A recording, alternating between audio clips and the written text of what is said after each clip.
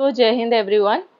आज की वीडियो बहुत इंपॉर्टेंट है उन सभी के लिए जो कि चाहे पीएचडी एंट्रेंस जो कि अक्टूबर में है उसकी तैयारी कर रहे हो, या जो यूजीसी नेट जीआरएफ दिसंबर वाले अटेम्प्ट के लिए आप तैयारी कर रहे हो।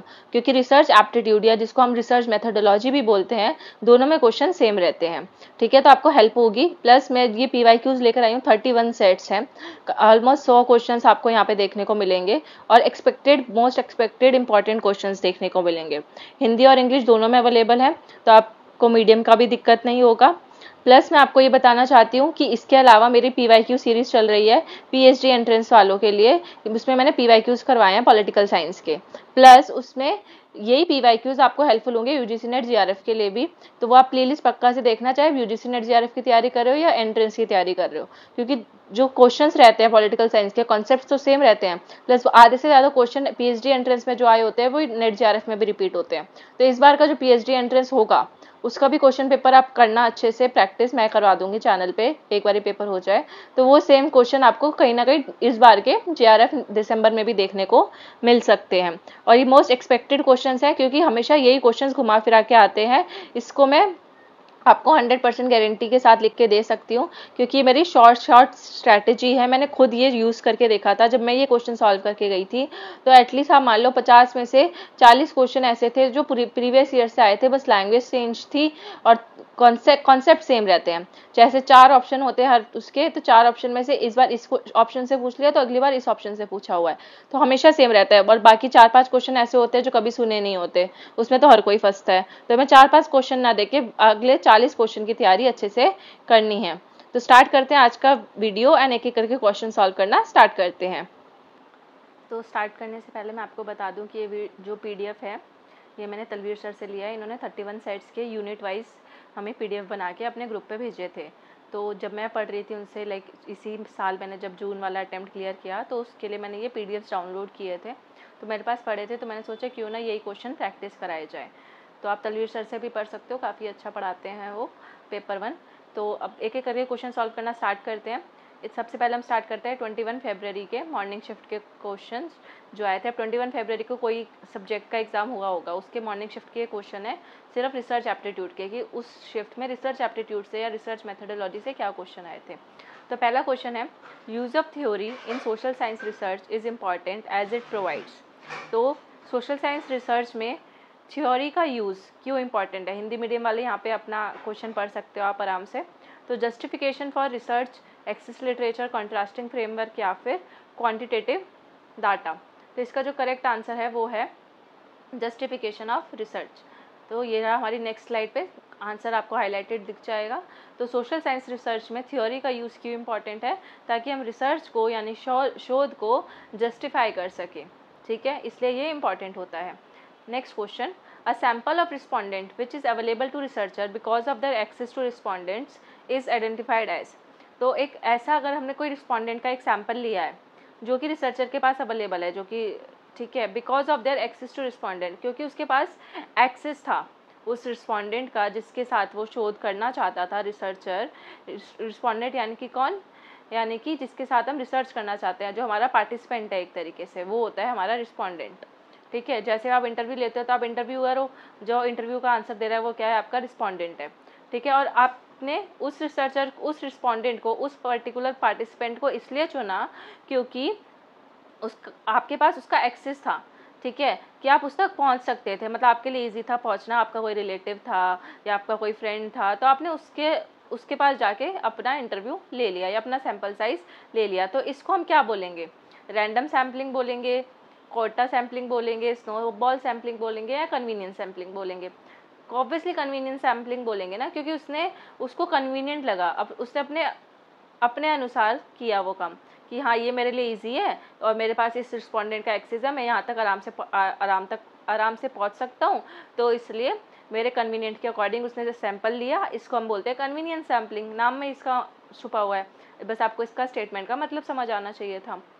Then which of the following are the steps in systematic review of literature. तो रिव्यू ऑफ लिटरेचर में क्या क्या स्टेप्स होते हैं, करेक्ट आंसर है वो है BCD, यानी कि रिव्यू ऑफ लिटरेचर में हमें पर्पस डिफाइन करना होता है। दूसरा, assess the relevance of selected study, जो हमने स्टडीज़ को सिलेक्ट किया है उसका अध्ययन करना होता है, हिंदी में भी लिखा हुआ है। Then identify the quality of each study, और हर स्टडी का क्वालिटी हमें आइडेंटिफाई करना होता है। तो ये 3 ऑप्शन जो हैं सही है कि एक सिस्टमैटिक रिव्यू ऑफ लिटरेचर में ये 3 चीज़ें होती हैं।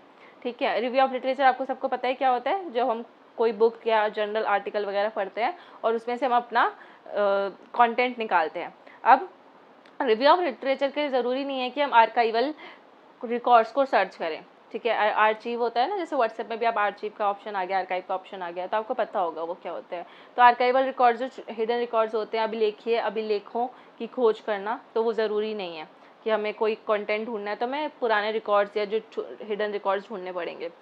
E option, interview the author's of each study selected, तो ये भी ज़रूरी नहीं है कि आपने जिसको सिलेक्ट किया है इंटरव्यू के लिए तो आप उस हर बंदे को, उस ऑथर को इंटरव्यू लो, ज़रूरी थोड़ी है। रिव्यू ऑफ लिटरेचर में जैसे मैंने ये एक बुक पढ़ी, ठीक है, ये एक बुक लिखी थी, मान लो उपेंद्र बख्शी ने ये बुक लिखी थी। अब इस बुक का मैंने कंटेंट ले लिया अपने रिव्यू ऑफ लिटरेचर के लिए, अपनी रिसर्च के लिए। अब ज़रूरी थोड़ी है मैं उपेंद्र बख्शी का जाके इंटरव्यू लूँगी या फिर रजनी कोठारी का जाके इंटरव्यू लूँगी। मतलब जो जिस जनरल ने, जिस ऑथर ने क्या लिखा है, हमें उसके कंटेंट से मतलब है, ज़रूरी नहीं है कि उसका इंटरव्यू लेना जाके। तो ये तो गलत ऑप्शन है। ठीक है, और ई एलिमिनेट हो गया तो वैसे ही 2 ऑप्शन एलिमिनेट हो जाएंगे, 2 बचेंगे। उसमें आप ये देख लो कि आर्काइवल रिकॉर्ड्स इंपॉर्टेंट नहीं होते, ये याद रखना। बाकी 3 ऑप्शन आपके सही हो जाएंगे रिव्यू ऑफ लिटरेचर के लिए। पर्पस डिफाइन करने में हेल्प करता है, स्टडी को सिलेक्ट करने में और क्वालिटी ऑफ ईच स्टडी को सिलेक्ट करने में। देन नेक्स्ट क्वेश्चन जो शिफ्ट में आया था, quantitative research less emphasises on the generalisability of findings. ठीक है, जनरलाइजेबिलिटी ऑफ फाइंडिंग्स में क्वांटिटेटिव रिसर्च जो है एम्फेसाइज करता है, मतलब जनरलाइज करता है चीज़ों को। और जो प्रोबेबिलिटी सैम्पलिंग होती है does not generate a representative sample, तो प्रोबेबिलिटी सैम्पलिंग में हम रिप्रेजेंटेटिव सैंपल को जनरेट नहीं करते, ये हिंदी में यहाँ पे लिखा हुआ है। तो इसका करेक्ट आंसर क्या होना चाहिए, दोनों करेक्ट है, दोनों फॉल्स, एक करेक्ट दूसरा फॉल्स, या एक सेकेंड। सो बढ़ते हैं नेक्स्ट क्वेश्चन की तरफ, क्वेश्चन नंबर 14। ये 14 इसलिए लिखा है क्योंकि ये PYQ है, और PYQ में ये क्वेश्चन पेपर में क्वेश्चन नंबर 14 बन के ये क्वेश्चन आया था जब 21 फरवरी को पेपर हुआ था। तो आप ये नहीं बोल सकते कि ऐसे क्वेश्चन भी आते हैं, क्योंकि ऐसे क्वेश्चन आ चुके हैं, ये PYQs है। Quantitative research less emphasises on generalisability of findings, कि हम क्वांटिटेटिव रिसर्च में जो भी हमारी फाइंडिंग्स होती हैं, उस जो भी निष्कर्ष निकलता है उसको हम जनरलाइज कर देते हैं। दूसरा, probability sampling does not generate a representative sample, और प्रोबेबिलिटी सैम्पलिंग में हम एक रिप्रेजेंटेटिव सैम्पल इंट्रोड्यूस या जनरेट नहीं कर सकते, उत्पन्न नहीं कर सकते। तो इन दोनों में से क्या सही है और क्या गलत है, ये स्टेटमेंट 1 ट्रू, वैसे वाला स्टेटमेंट अगर आपने देखा होगा तो वही है। तो इसका करेक्ट आंसर क्या होना चाहिए, पॉज करो और सोचो और देन देखो कि क्या आपका करेक्ट आंसर है कि नहीं। तो इसका जो करेक्ट आंसर है वो है option number 3, statement is true but statement 2 is false. तो ये वाला जो स्टेटमेंट है, क्वांटिटेटिव रिसर्च में हम जनरलाइजेबिलिटी करते हैं, हम चीज़ों को जनरलाइज करते हैं, अपनी फाइंडिंग्स को जनरलाइज करते हैं क्वांटिटेटिव रिसर्च के बेसिस पे, वो सही है। दूसरा, probability sampling does not generate a representative sample, probability sampling में एक रिप्रेजेंटेटिव सैम्पल नहीं हो सकता, तो ये गलत है। यहाँ पे नॉट वर्ड नहीं आना चाहिए था, क्योंकि प्रोबेबिलिटी सैम्पलिंग जो होती है उसमें हम एक रिप्रेजेंटेटिव सैम्पल जनरेट करते हैं, राइट। अब इसको मैं एक्सप्लेन नहीं करूँगी क्योंकि बहुत सारे क्वेश्चन आपको दिख रहा होगा, 350 पेज का PDF है, क्वांटिटेटिव रिसर्च क्या होता है, प्रोबेबिलिटी सैम्पलिंग क्या होता है, वो करने बैठे तो रात हो जाएगी। ठीक है, तो सिर्फ क्वेश्चन देखेंगे, आंसर देखेंगे, जहाँ लगेगा कि हाँ एक्सप्लेनेशन ज़रूरी है वहाँ मैं दे दूँगी। अब बात करते हैं नेक्स्ट क्वेश्चन की। In probability sampling it is not necessary that all members of population have an equal opportunity to be the part of the sample. तो ये ज़रूरी नहीं है कि प्रोबेबिलिटी सैम्पलिंग में सबको इक्वल मौका मिले सैम्पल का पार्ट होने का। तो ये स्टेटमेंट है गलत, क्योंकि नॉट वर्ड आ गया, क्योंकि प्रोबेबिलिटी में तो ऐसा हो सकता है आप किसी को भी चुन सकते हो, तो सबके पास इक्वल अपॉर्चुनिटी होती है चूज़ होने की। ठीक है, तो ये गलत था, 1 is false and second statement is true, because non probability sampling जो होता है वो नॉट अ फिक्स्ड और प्री डिफाइंड सिलेक्शन प्रोसेस। मतलब आपको अगर प्रोबेबिलिटी क्या होता है, नॉन प्रोबेबिलिटी क्या होता है नहीं पता, लेकिन अगर आपने क्वेश्चन सॉल्व करके पेपर में गए होगे और इन डेफिनेशंस को आपने याद कर लिया होगा कि अगर इसको नॉट हटा के याद कर लिया, इसको ऐसे याद कर लिया, तो आपको अलग से नहीं पढ़ना पड़ेगा, यहाँ से डेफिनेशन लो, याद कर लो, समझ लो, नहीं समझ आ रहा यूट्यूब पर वीडियोस देख लो और फिर आंसर सॉल्व करो। तो इसका जो करेक्ट आंसर था वो ये था, statement 1 is false but statement 2 is true. Next question. अब ये हो गए हमारे मॉर्निंग शिफ्ट के खत्म। 5 क्वेश्चन आए थे मॉर्निंग शिफ्ट में रिसर्च एप्टीट्यूड के। इवनिंग शिफ्ट के देखते हैं। Arrange the following research components in a correct sequence. अब आपको ये करेक्ट सीक्वेंस में लगाने हैं। Preparing a research plan, collecting data, drawing conclusion, analysing data, formulating a research question और ऑब्जेक्टिव। तो इसका करेक्ट आंसर है DABEC, यानी कि पहले हम रिसर्च क्वेश्चन को फॉर्मुलेट करते हैं। सबसे पहले हम रिसर्च क्वेश्चन बनाते हैं, फिर रिसर्च प्लान प्रिपेयर करते हैं, देन डाटा को कलेक्ट करते हैं, डाटा को कलेक्ट करने के बाद डाटा को एनालाइज करते हैं और आखिरी में कंक्लूजन बनाते हैं। Easy question. In the data set any extreme value either very large और small compare to the rest of the data is set to be. तो हम ऐसी डाटा वैल्यू को क्या कहते हैं जो कि एक्सट्रीम वैल्यू भी हो सकती है, बहुत लार्ज भी वैल्यू हो सकती है, या कोई स्मॉल वैल्यू भी हो सकती है, और उसको जब हम रेस्ट ऑफ द डाटा के साथ कंपेयर करें तो वो एक्सट्रीम वैल्यू, लार्ज वैल्यू या स्मॉल वैल्यू हो सकती है, तो उसको हम बोलते हैं आउटलायर। इसका हिंदी अनुवाद गलत लिखा हुआ है, पर इसका जो करेक्ट आंसर है वो है outlier is the correct answer for this question. कि एक्सट्रीम वैल्यू जहाँ पे आपको दिखे तो आउटलायर करके ऑप्शन मार्क करके आ जाना। In online survey which of the following are sampling issues. Online survey में सैम्पलिंग इशूज़ क्या होते हैं, ठीक है, इनमें से क्या सैम्पलिंग इशू है और क्या नहीं है। तो people in a household use the same computer as they have access to only one. Many respondents may have multiple email IDs. Internet user constitute a bias sample of the population. Sampling frames for online surveys are cheap. The government restrict online service. तो आप ये video pause करके एक बार खुद भी पढ़ सकते हो, और जो हिंदी वाले हैं वो हिंदी में पढ़ सकते हैं। मेरा वीडियो चाहे आप वो कर देना, मतलब म्यूट कर देना। तो नेक्स्ट आंसर देखते हैं हम A, B और C, यानी कि सैम्पलिंग इश्यूज जो होते हैं ऑनलाइन सर्वे में, ये 3 ऑप्शन करेक्ट हैं कि जो लोग होते हैं हाउस होल्ड में वो सेम कंप्यूटर यूज़ करते हैं और उनके पास एक ही कंप्यूटर का एक्सेस होता है। तो ये कॉमन सेंस के बेसिस पे भी सही है। आपने ऑनलाइन सर्वे लिया होगा या कभी दिया होगा किसी को, तो आपको पता होगा कि सेम कंप्यूटर होता है। दूसरा, many respondents have multiple email IDs, ठीक है। इश्यूज़ पूछे ना, क्या क्या प्रॉब्लम आती है, तो सेम कंप्यूटर होता है तो हर बंदे के पास सिर्फ एक एक्सेस होता है उस कंप्यूटर पे, तो आप ज़्यादा फॉर्म नहीं भर पाते, और हर बंदे की मल्टीपल ईमेल आईडी होती है, तो एक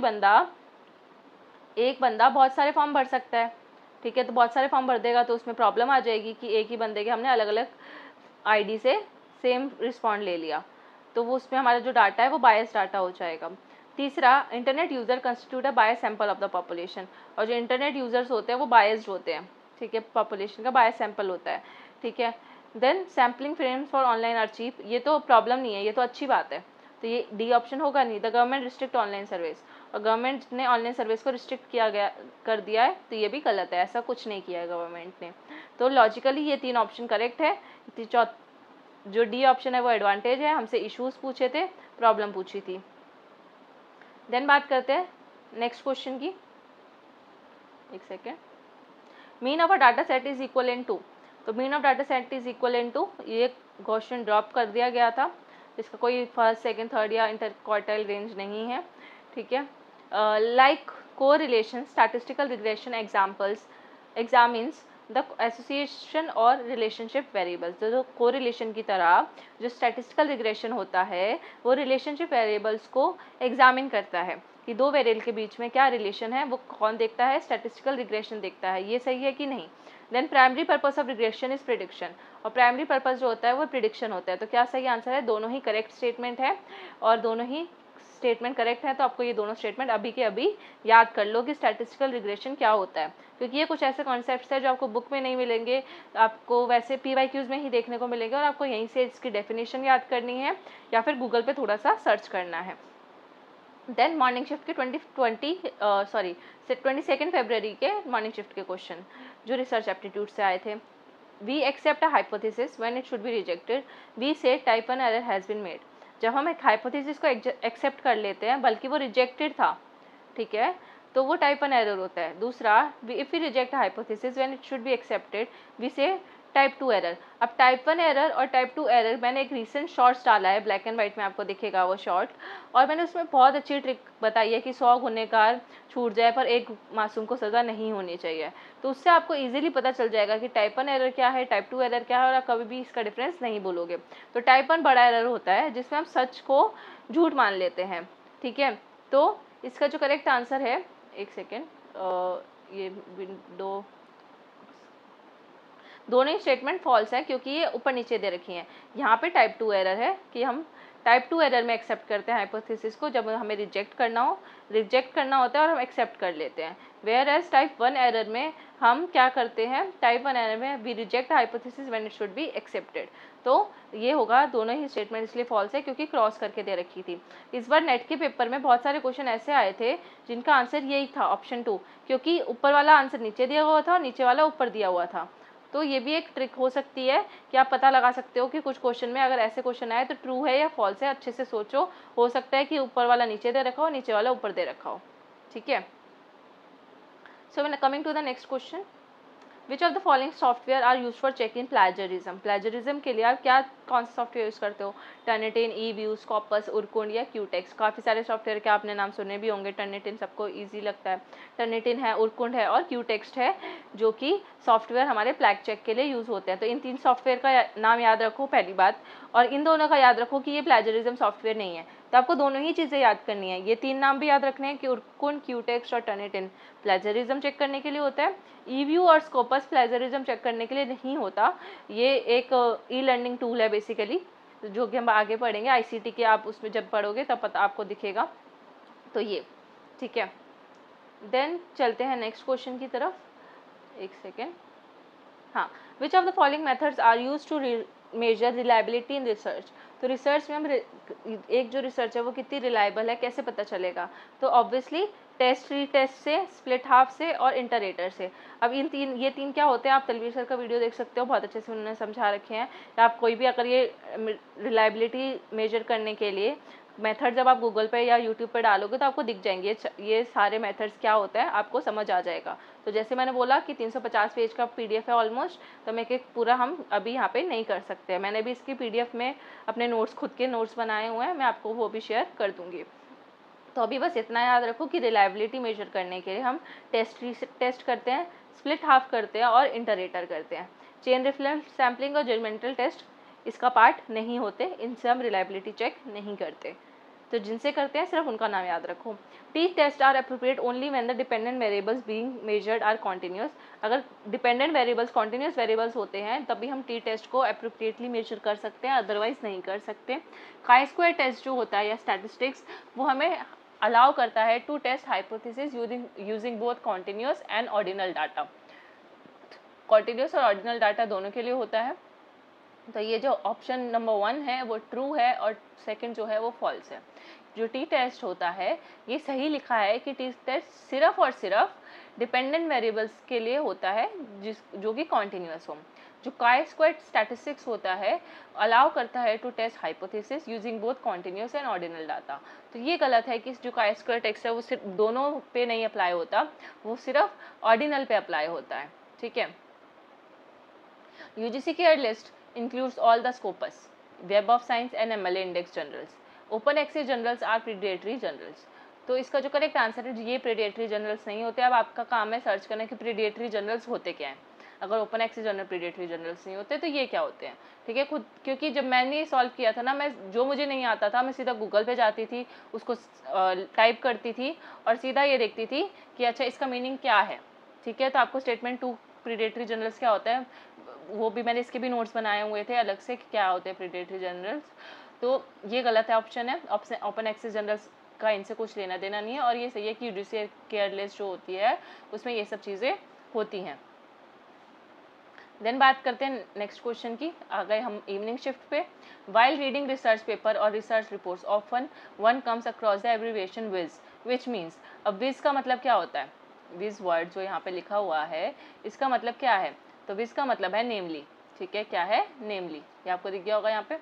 then a student submits PhD thesis in a university upon scrutiny it is found that, उसने एक थीसिस सबमिट किया, PhD थीसिस सबमिट किया, और जब वहाँ पे लोगों ने चेक किया तो उसमें एक प्रॉब्लम दिखाई दी इसके थीसिस में कि उसमें 35% कंटेंट जो था सिमिलर था, मतलब 35% प्लेजरिज्म था उसमें, ठीक है। 35% कंटेंट उस बंदे ने कॉपी किया हुआ था अपने थीसिस में। तो इसमें से वो कौन से लेवल पे माना जाएगा, 0, 1, 2, 3। तो ये कौन सा लेवल है कि जिसमें 35% होता है, प्लेजरिज्म तो है वो है लेवल 1। वैसे ही आपको ये देखना है कि लेवल 0 पे कितना परसेंट होता है, लेवल 2 और लेवल 3 पे कितना परसेंट होता है, वो आपको चेक करना है, ठीक है। नेक्स्ट, तो यही तरीका होता है PYQ सॉल्व करने का। अदरवाइज तो आपको इस बार 35 पूछा है, अगली बार 45 50 पूछ लिया, फिर आप क्या करोगे, ठीक है, या इससे कम का पूछ लिया तो आपको तो पता ही नहीं होगा कौन सा लेवल कितने के बीच में आता है। तो जरूरी थोड़ी है कि हर बार 35% ही आएगा। तो part of research paper that gives an overview of the field to be investigates and the investigated hypothesis about the research outcome is called.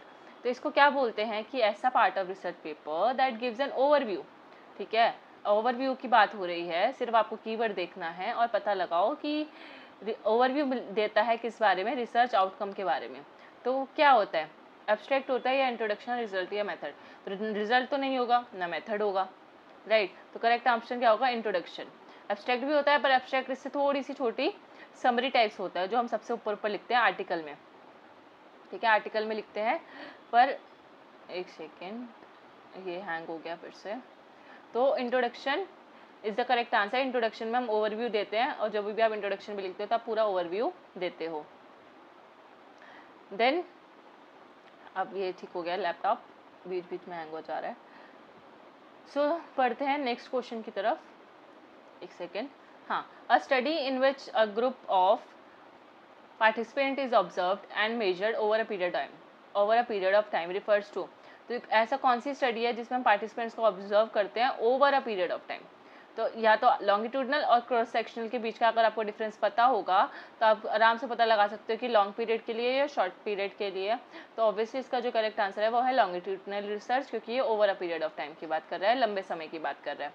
Cross sectional research छोटे टाइम के लिए होती है। So next question, in a case of qualitative phenomena we have data on the basis of presence of an attribute or more than one attribute। तो qualitative phenomena जब होता है तो उस केस में हमारे पास एक या एक से ज़्यादा एट्रीब्यूट होते हैं।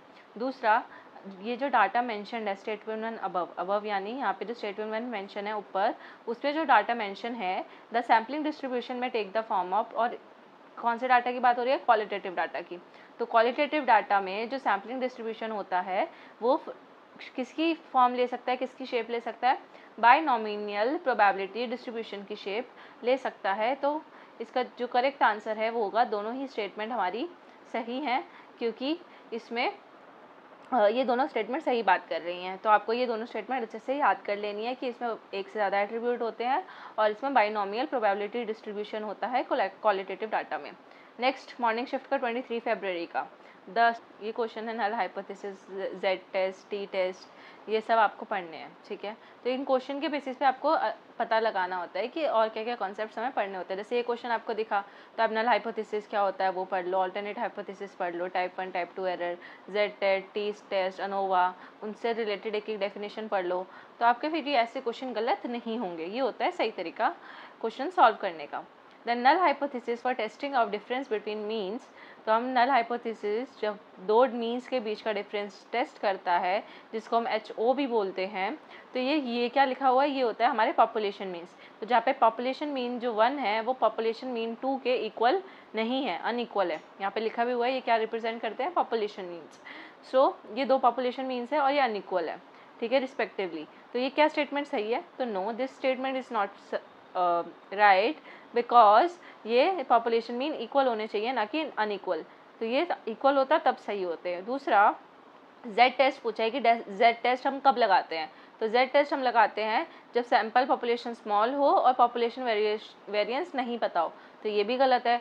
जेड टेस्ट तो इसका एकदम उल्टा होता है, जब पॉपुलेशन या जो सैंपल साइज होता है वो लार्ज होता है और जो पॉपुलेशन वेरिएंस होता है वो हमें नोन होता है। यहाँ पे नॉट नोन लिखा था, तो इसका जो करेक्ट आंसर है वो होना चाहिए, दोनों ही फॉल्स हैं। So yes, both are 1 and 2 are false. Question number 12 यहाँ पे मतलब उस पेपर का 12। If a researcher wants to select a sample from a population such that, अगर एक रिसर्चर है वो एक पॉपुलेशन में से कुछ सैंपल सिलेक्ट करता है और वो इस तरीके से वो सैंपल सिलेक्ट करता है, ईच मेंबर पॉपुलेशन का हर मेंबर वो सिलेक्ट करता है, in the population of interest has an equal chance of being selected. और मतलब हर बंदे का, जैसे 10 लोग हैं, 10 में से आप वो आपने लॉटरी का टिकट निकाला होगा कभी, ऐसे बॉल में टिकट्स पड़े होते हैं, तो अब 10 टिकट पड़े हैं इसमें, तो 10 टिकट के पास इक्वल चांस है कि आपके हाथ में कोई भी टिकट आ सकता है, ठीक है, अब कोई इसमें अनइक्वल तो है नहीं, सब आपस में इक्वल है कि जो हाथ में लग गई वो आ जाएगी। तो इसका मतलब ये एक एग्जाम्पल के थ्रू मैंने बताया। तो इसका मतलब रिसर्चर जो है वो कौन सा सैम्पलिंग फॉलो कर रहा है, तो इजी क्वेश्चन है ये। तो आपको पता है रिसर्चर कौन सा सैम्पल फॉलो कर रहा है, रैंडम सैम्पलिंग फॉलो कर रहा है। ठीक है, क्योंकि हम रैंडमली हम इक्वल, जब रैंडम सैम्पलिंग का एक बार देख लेते हैं, इक्वल चांस होता है being selected, equal chance of being selected, तब उसको हम रैंडम सैम्पलिंग बोलते हैं। ये इसका कीवर्ड था। Then in the context of bibliographies and footnotes, researcher sometimes use the abbreviation TR। तो कभी कभी बिब्लियोग्राफी और फुटनोट में हम TR वर्ड यूज़ करते हैं। तो इसका मतलब क्या होता है, ट्रांसलेट, ट्रांसपोर्टेड, ट्रांसलेटेड या ट्रांसक्रिप्ट। तो इसका मतलब है ट्रांसलेटेड। क्या होता है, translated. Quantitative research is typically highly structured, whereas in qualitative research the approach is invariably unstructured। तो इसमें बोला है कि जो क्वांटिटेटिव रिसर्च होती है वो हाईली स्ट्रक्चर्ड होती है और जो क्वालिटेटिव रिसर्च होती है वो अनस्ट्रक्चर्ड होती है। दूसरा, both quantitative and qualitative researches are concerned with data reduction. और दोनों ही क्वांटिटेटिव रिसर्च में भी और क्वालिटेटिव रिसर्च में भी हम डाटा को रिड्यूस करते हैं। ठीक है, तो ये क्या सही होगा इसमें से, मेरे को लगता है पहला ऑप्शन सही है, क्योंकि क्वांटिटेटिव हाईली स्ट्रक्चर्ड होता है, उसमें स्टैटिस्टिक्स इन्वॉल्व होते हैं, और क्वालिटेटिव जो होता है अनस्ट्रक्चर्ड होता है। अनस्ट्रक्चर्ड क्यों, क्योंकि उसमें हमारा पॉइंट्स होते हैं, हम पॉइंट ऑफ व्यूज़ होते हैं, मतलब पॉइंट ऑफ व्यूज़ हम बोलना चाहती थी मैं, व्यूज़ होते हैं, हमारे ओपिनियन होते हैं, तो वो स्ट्रक्चर्ड वे में नहीं होते। ठीक है, हमने हमारा एक ये व्यू पॉइंट था, हमने इससे कोई आइडिया निकाला और इस आइडिया के बेसिस पे हमने फिर दूसरा कुछ इंटरव्यू लिया किसी का या किसी से बात की, रिसर्च किया, फिर हमारा व्यू पॉइंट बदल गया, फिर दूसरा आइडिया आया। तो ये क्या था, अनस्ट्रक्चर था, हमने पहले से सोच के नहीं रखा था कि हम ऐसा करेंगे, वो चीज़ें होती चली गई। क्वांटिटेटिव में आपको पता होता है कि आपको पूरा एक डाटा कलेक्ट करना है, पहले ये इसका इंटरव्यू लेना है, फिर ये करना है, फिर ये क्वेश्चन पूछने हैं, तो वो एक स्ट्रक्चर्ड वे में होता है। तो ये सही था। दोनों ही केसेस में हम डाटा को रिड्यूस करते हैं, सबसे पहले हम जनरलाइज करते हैं, फिर धीरे धीरे करके एक स्पेसिफिक पॉइंट पे लेकर आते हैं। तो दोनों ही सही हैं। देन बात करते हैं नेक्स्ट क्वेश्चन की। A student commits level 2 plagiarism while submitting thesis और डिसर्टेशन। अब जो एक स्टूडेंट था उसने लेवल 2 प्लेजरिज्म कर दिया जब वो अपना थीसिस सबमिट कर रहा था, तो अब उसको कौन सी सज़ा होगी अकॉर्डिंग टू यूजीसी रेगुलेशन, उसको कौन सी सज़ा होगी, तो उसको रिवाइज स्क्रिप्ट 1 साल तक, आने वाले 1 साल के लिए उसको डिवाइड कर दिया जाएगा, मतलब रोक दिया जाएगा कि वो अपनी स्क्रिप्ट जो है, अपना थीसिस जो है वो आने वाले 1 साल तक सबमिट नहीं कर सकता, मतलब 1 साल उसको एक्स्ट्रा करना पड़ेगा।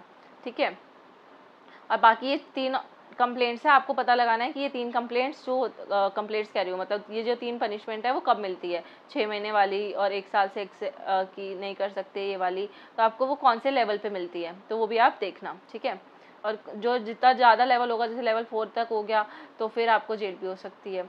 23 Feb evening set. While writing reports, manuscripts, researchers sometimes use the abbreviation FN।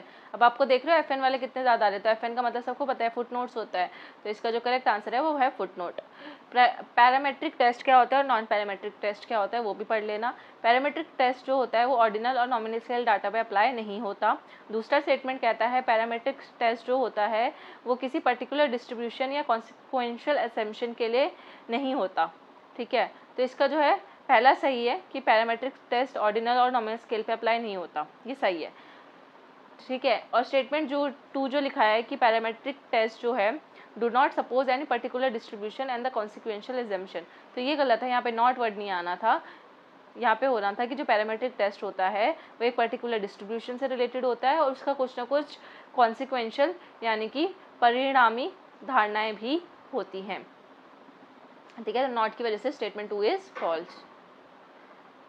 सो बात करते हैं नेक्स्ट क्वेश्चन की। So one of the main advantage of online survey based research, तो ऑनलाइन सर्वे का एक एडवांटेज आपको बताना है। तो ऑनलाइन सर्वे का एडवांटेज होता है कि जो पार्टिसिपेंट्स होते हैं वो जब मर्जी चाहे डिसकंटिन्यू कर सकते हैं अपनी मर्जी से, अगर उन्हें ऑनलाइन सर्वे के टाइम पे अनकंफर्टेबल फील हो रहा है। ठीक है, आपको कोई लिंक मिला फॉर्म भरने का और आपको नहीं है मन अभी उस टाइम पे, और आपसे कुछ ऐसे सवाल पूछे गए हैं जिसका आंसर आपको नहीं देना, तो आप डिसकंटिन्यू कर सकते हो। तो ये एडवांटेज है हमारे लिए। किसके लिए, हमारे लिए एक एडवांटेज साबित हो सकता है कि अनकंफर्टेबल फील हो तो हम छोड़ सकते हैं ऑनलाइन सर्वे। बाकी जो 3 है वो डिसएडवांटेज की कैटेगरी में आते हैं। ठीक है, हमारे पॉइंट ऑफ व्यू से। देन बात करते हैं next question. The requirement in research that specify that researcher must notify participants about the nature of participation। तो तो एक रिसर्चर को जब भी वो कोई सर्वे कर रहा होता है तो उसको अपने पार्टिसिपेंट्स को बताना पड़ता है कि आप किस चीज़ के लिए सर्वे कर रहे हो, आपका ऑब्जेक्टिव क्या है, इसमें कोई रिस्क तो नहीं है, ठीक है। तो वो उसको हम क्या बोलेंगे अगर ऐसा रिसर्चर करता है कि informed consent, coercion, confidentiality, anonymity. Obviously informed consent बोलेंगे, क्योंकि आप उसको उसके कंसेंट लेने के लिए, उसकी मतलब सहमति लेने के लिए आप उसको सूचित कर रहे हो पहले से ही कि देखो ये रिस्क है, ये क्वेश्चन मैं पूछूंगा और ये मेरा जो रिसर्च है वो इस नेचर का है, ऐसा करके। इन वेब बेस्ड सर्वे, जो वेब बेस्ड सर्वे रिसर्च होता है, जो मतलब वेबसाइट के ऑनलाइन सर्वे ये है, ये भी एक तरीके का। It is an advantage that investigator does not have to be present when a participant is interested in engaging in the task. Common sense based question है, सही है। In a web based survey research it is a disadvantage that the investigator is not present to provide, clarify or remove doubts when the participant is interested in engaging in the task. So according to me both statements are correct. Yes, right. क्योंकि दो ये advantage है कि participant अपनी interest के according, और जो investigator है, जो इंटरव्यू ले रहा है या जो रिसर्च कर रहा है, उसको वहाँ पे फिजिकली प्रेजेंट होने की ज़रूरत नहीं है स्टेटमेंट 1 के अकॉर्डिंग। और ये डिसएडवांटेज है कि उसको वहाँ पे जाके अगर पार्टिसिपेंट को कोई डाउट आता है तो वो वहाँ पे जाके उसको क्लियर नहीं कर सकता। तो ये भी सही था। Next 24 February morning shift. One of the commonly use abbreviation in report writing by the word is wide, which means, तो वाइड वन वर्ड का मतलब यहाँ पे क्या होता है, इट मीन्स रेफर टू। क्या होता है, ये सारे एब्रीवेशन याद रखते जाना, फुट नोट वाली, ट्रांसलेटेड TR, वाइड से रेफर टू, विज वाली नेमली, ठीक है। नॉन पैरामेट्रिक टेस्ट आर, और साथ साथ लिखते भी जाना जो भी ऐसे आ रहा है ना। मैंने आपको बताया था लर्निंग मंत्रा, मैंने अपना लर्निंग मंत्रा आपको बताया ही हुआ है, इस चैनल का नाम भी लर्निंग मंत्रा है, कि आपको कैसे याद रखनी है, लिख लिख के चीज़ें याद रखनी है, ठीक है। जिसने वो शॉर्ट नहीं देखा है तो देख सकते हो, पर्पल कलर का शॉर्ट में आपको दिख जाएगा कि अब मैंने आपको 3 बेस्ट वेज बताया कि याद कैसे करना होता है। Non parametric test are often more efficient compare to the test of significance of parametric test. या सिग्निफिकेंस टेस्ट या फिर पैरामेट्रिक टेस्ट बोले, सेम ही बात है कि जो नॉन पैरामेट्रिक टेस्ट होता है वो ऑफन एफिशिएंट होता है, वो ज़्यादा एफिशिएंट होता है compare to the test of significance और parametric test. Non parametric test can be applicable to ordinal और नॉमिनल स्केल डाटा। तो जो नॉन पैरामेट्रिक टेस्ट है वो दोनों पे ही अप्लाई होता है। तो इसका जो करेक्ट आंसर है वो है स्टेटमेंट 1 इज़ फॉल्स, क्योंकि जो स्टेटमेंट 1 है वो गलत है और ये जो है वो सही है। तो option number D is the correct answer for this question. बढ़ते हैं नेक्स्ट क्वेश्चन की तरफ। ये पूरा थ्योरी बेस्ड क्वेश्चन था। एक second. Ethical violations occur when researchers engage in plagiarism और फॉल्सिफाइंग डाटा। तो एथिकल वायलेशन कब होता है, जब जो बंदा है, जो रिसर्च कर रहा है, रिसर्चर, वो क्या तो प्लेजरिज्म आ जाए और डाटा को फॉल्सिफाई कर दे, तो ये एथिकली गलत है, ठीक है। A researcher cannot cite a well-known and established fact without providing citation reference, otherwise it will be termed as unethical. तो आप बिना किसी को एक्नॉलेज करे आप उसकी कोई बुक या उसका रेफरेंस नहीं डाल सकते। आपको अगर आपने कुछ उसका कंटेंट दिया है तो आपको उसका नाम रेफरेंस में भी डालना पड़ेगा, अदरवाइज ये अनएथिकल होगा। नेक्स्ट क्वेश्चन है, an approach to research in which the investigator creates an environment similar to one of the interest in order to study behaviors। मतलब एक जैसा दिखने वाला ये environment क्रिएट कर देते हो, रियलिस्टिक दिखने वाला इन्वायरमेंट क्रिएट कर देते हो बिहेवियर स्टडी करने के लिए, तो उसको हम क्या बोलते हैं, सिमुलेशन बोलते हैं। सिमुलेशन का मतलब फॉर बेस्ट एग्जांपल है, जैसे कोई पायलट बनना चाहता है तो उसको जब वो पायलट की ट्रेनिंग लेगा तो सीधा उसको असली एरोप्लेन तो उड़ाने नहीं दे देंगे ना, एक वैसे ही एक स्ट्रक्चर बना के देते हैं, एक 3D मॉडल होता है उनके सामने वैसा ही, कि जब आप रियल में एरोप्लेन उड़ाओगे तो कैसे उसमें फंक्शंस होते हैं, सामने सारे वो कीज लगी हुई होती हैं, सारे फंक्शंस, वो सब एक्सीलेटर कहाँ है, बाकी चीज़ें कहाँ हैं, तो पूरा उनके सामने बोर्ड होता है। कम से कम उनको 100 कीज़ याद रखनी पड़ती हैं कि किससे क्या चलता है, तो वो होता है सिमुलेशन, ठीक है। या फिर आपकी आर्मी की ट्रेनिंग में भी कि अगर आप रियल में आर्मी फील्ड वर्क करोगे, आर्मी में जाओगे तो आपको ऐसा करना पड़ेगा, तो पहले उनको ट्रेनिंग दी जाती है। तो बेसिकली एक जो असली में आपके साथ होना है, ठीक है, उससे पहले आपको एक उसके जैसा दिखने वाला ट्रेनिंग दी जाए, उसको हम बोलते हैं सिमुलेशन। तो इसका करेक्ट आंसर है सिमुलेशन, कि हम एक सिमिलर इन्वायरमेंट क्रिएट करते हैं। तो ये रहा answer, simulation. Then question 15, identify the rules that you would follow while designing questions for a questionnaire. जब आप क्वेश्चंस बनाओगे क्वेश्चनियर के लिए तो आप क्या क्या रूल्स फॉलो करोगे, तो आप क्वेश्चंस में एम्बिग्यूअस टर्म्स नहीं रखोगे, एम्बिग्यूअस मतलब अस्पष्ट, ठीक है। देन आप लॉन्ग क्वेश्चंस अवॉइड करोगे, इतने बड़े बड़े क्वेश्चंस नहीं रखोगे, क्योंकि क्वेश्चंस बड़े होंगे तो फिर जो सामने वाला है उसको आंसर देने में दिक्कत होगी। जितने छोटे क्वेश्चन होंगे आराम से आंसर दे पाएगा। D, avoid double barrelled question. तो आप डबल बैरल यानी कि दो तरफा क्वेश्चन, हिपोक्रेट क्वेश्चन नहीं पूछोगे। लीडिंग क्वेश्चन पूछना ज़रूरी है। और अवॉइड वेरी स्पेसिफिक क्वेश्चन, ये भी गलत है, ठीक है। तो आप जब क्वेश्चन बनाओगे तो आप लीडिंग क्वेश्चन भी नहीं करोगे, कि मतलब ऐसा नहीं है कि आप लीडिंग क्वेश्चन पूछोगे, तो ये गलत है। और दूसरा, आपको अवॉइड वेरी स्पेसिफिक क्वेश्चन, और स्पेसिफिक क्वेश्चंस को आपको अवॉइड करना है ऐसा भी ज़रूरी नहीं है, बल्कि यहाँ पे होना चाहिए कि आपको स्पेसिफिक क्वेश्चंस पूछने हैं। तो ये इसलिए गलत है क्योंकि यहाँ पे आना चाहिए था आस्क स्पेसिफिक क्वेश्चंस, ठीक है। स्पेसिफिक क्वेश्चन आपको पूछोगे, क्योंकि लॉन्ग टर्म का ये जो यहाँ पे था लॉन्ग क्वेश्चंस का एकदम उल्टा लिखा हुआ है यहाँ पे। तो हमें जब लॉन्ग क्वेश्चंस अवॉइड करने हैं तो मतलब हमें क्या करना है, स्पेसिफिक क्वेश्चंस पूछने हैं और लीडिंग क्वेश्चन नहीं पूछने, ठीक है। लीडिंग क्वेश्चन नहीं पूछने, तो ये सी भी गलत। तो इसका करेक्ट आंसर था ए, बी और D. Coming to next question, evening shift का क्वेश्चन आ गया 24 फरवरी। Which of the following scales of measurement contain an absolute zero. तो एब्सोल्यूट जीरो रेशियो में होता है, पता ही है। Robustness is concern with, robustness जो कीवर्ड है वो किससे रिलेटेड है, एक्सटर्नल वैलिडिटी से रिलेटेड है। Then a sampling technique in which initially sample respondents contact and recruit other in their social network for participation in the research. जब हम research में पार्टिसिपेट करते हैं तो इसमें से ऐसी कौन सी सैम्पलिंग टेक्निक का हम यूज़ करते हैं इनिशियली, ताकि हम दूसरों को रिक्रूट कर सकें या दूसरों को कांटेक्ट कर सकें, ठीक है। और अपने सोशल नेटवर्क में जितने भी लोग आते हैं आपके, ठीक है, आपके सोशल नेटवर्क में जितने भी लोग आते हैं उनसे आप कांटेक्ट कर सको, पार्टिसिपेट करवा सको, उनको रिक्रूट कर सको, तो उसके लिए आप कौन सी सैम्पलिंग टेक्निक का यूज़ करते हो, तो स्नोबॉल सैम्पलिंग। स्नोबॉल सैम्पलिंग मतलब चेन वाली सैम्पलिंग बोल सकते हैं, या नेटवर्क मार्केटिंग टाइप, कि जैसे एक बंदे को आपने पूछा, उस एक बंदे से आपको दूसरी लीड पता चली, फिर उससे फिर दूसरी पता चली, तो वो हो गया snowball sampling. Arrange the following components of a research paper written in APA style.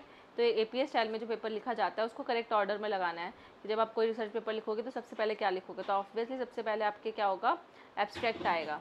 तो एब्स्ट्रैक्ट आएगा, एब्स्ट्रैक्ट के बाद उसके बाद रेफरेंसेस, रेफरेंसेस के बाद टेबल, टेबल के बाद आती है हमारी फिगर्स। तो टेबल एंड फिगर्स हमारी लास्ट में आती है, रेफरेंसेस के भी बाद आती है, ऐसा याद रखना। रेफरेंसेस यानी कि हमारी बिब्लियोग्राफी, और बिब्लियोग्राफी जब खत्म हो जाती है उसके लास्ट में हम एपीए स्टाइल जब रिसर्च पेपर लिख रहे होते हैं तो टेबल्स एंड फिगर्स डालते हैं। So question number 15, debriefing of participants takes place at the beginning of the study. तो डीब्रीफिंग स्टडी की शुरुआत में होती है। दूसरा, डिसेप्शन एक ऐसी प्रैक्टिस होती है जिसमें हम जो हमारा पार्टिसिपेंट है, जिसके साथ हम इंटरव्यू कर रहे हैं, जो सर्वे कर रहे हैं, उसको हम फॉल्स इन्फॉर्मेशन देते हैं कुछ एस्पेक्ट्स ऑफ स्टडी को लेकर, कुछ चीज़ों को लेकर हम उसको धोखे में रखते हैं, फॉल्स इन्फॉर्मेशन देते हैं। डिसेप्शन मतलब फॉल्स इन्फॉर्मेशन, ये धोखे में रखना। तो इसका करेक्ट आंसर क्या होगा, ये तो एकदम सही है, स्टेटमेंट 2 एकदम राइट है कि हाँ, धोखा देना मतलब ये होता है गलत इन्फॉर्मेशन देना। और जो डीब्रीफिंग होती है वो क्या स्टडी की शुरुआत में होती है, तो नहीं, शुरुआत में नहीं होती, एंड में होती है। इसलिए इसका option number 4 should be the correct answer, ठीक है। स्टेटमेंट 1 इज इनकरेक्ट क्योंकि वो एंड ऑफ द स्टडी होती है डीब्रीफिंग, और स्टेटमेंट 2 जो है वो सही है।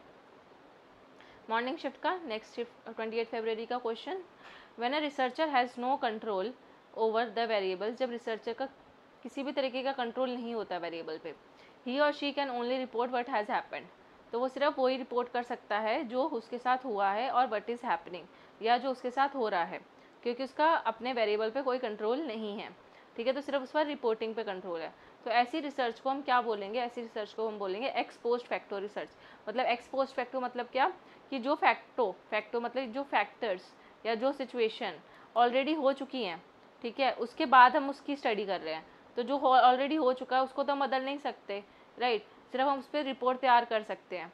तो इसलिए हमारे वेरिएबल्स पे कोई कंट्रोल नहीं होता, वेरिएबल्स को मैनिपुलेट नहीं कर सकते, तो नो मैनिपुलेशन इसमें, ठीक है।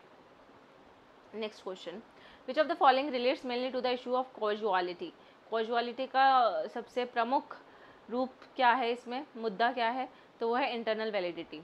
तो जहाँ पे भी कॉजुअलिटी की बात हो, इशू ऑफ कॉजुअलिटी लिखा हो, तो सीधा सीधा आपको इंटरनल वैलिडिटी से रिलेट करना है। प्लस आपको ये जो चारों ऑप्शन है, measurement validity, construct validity, internal, external, ये सारी वैलिडिटी आपको पता होनी चाहिए। तो इसका भी वीडियो आप देख सकते हो यूट्यूब पे, या फिर आपको पता है तो well and good. Then a sampling technique in which units are randomly sample from a population that has been divided into categories. तो ऐसी कौन सी टेक्निक होती है जिसमें, एक सेकेंड, दैट जिसमें हम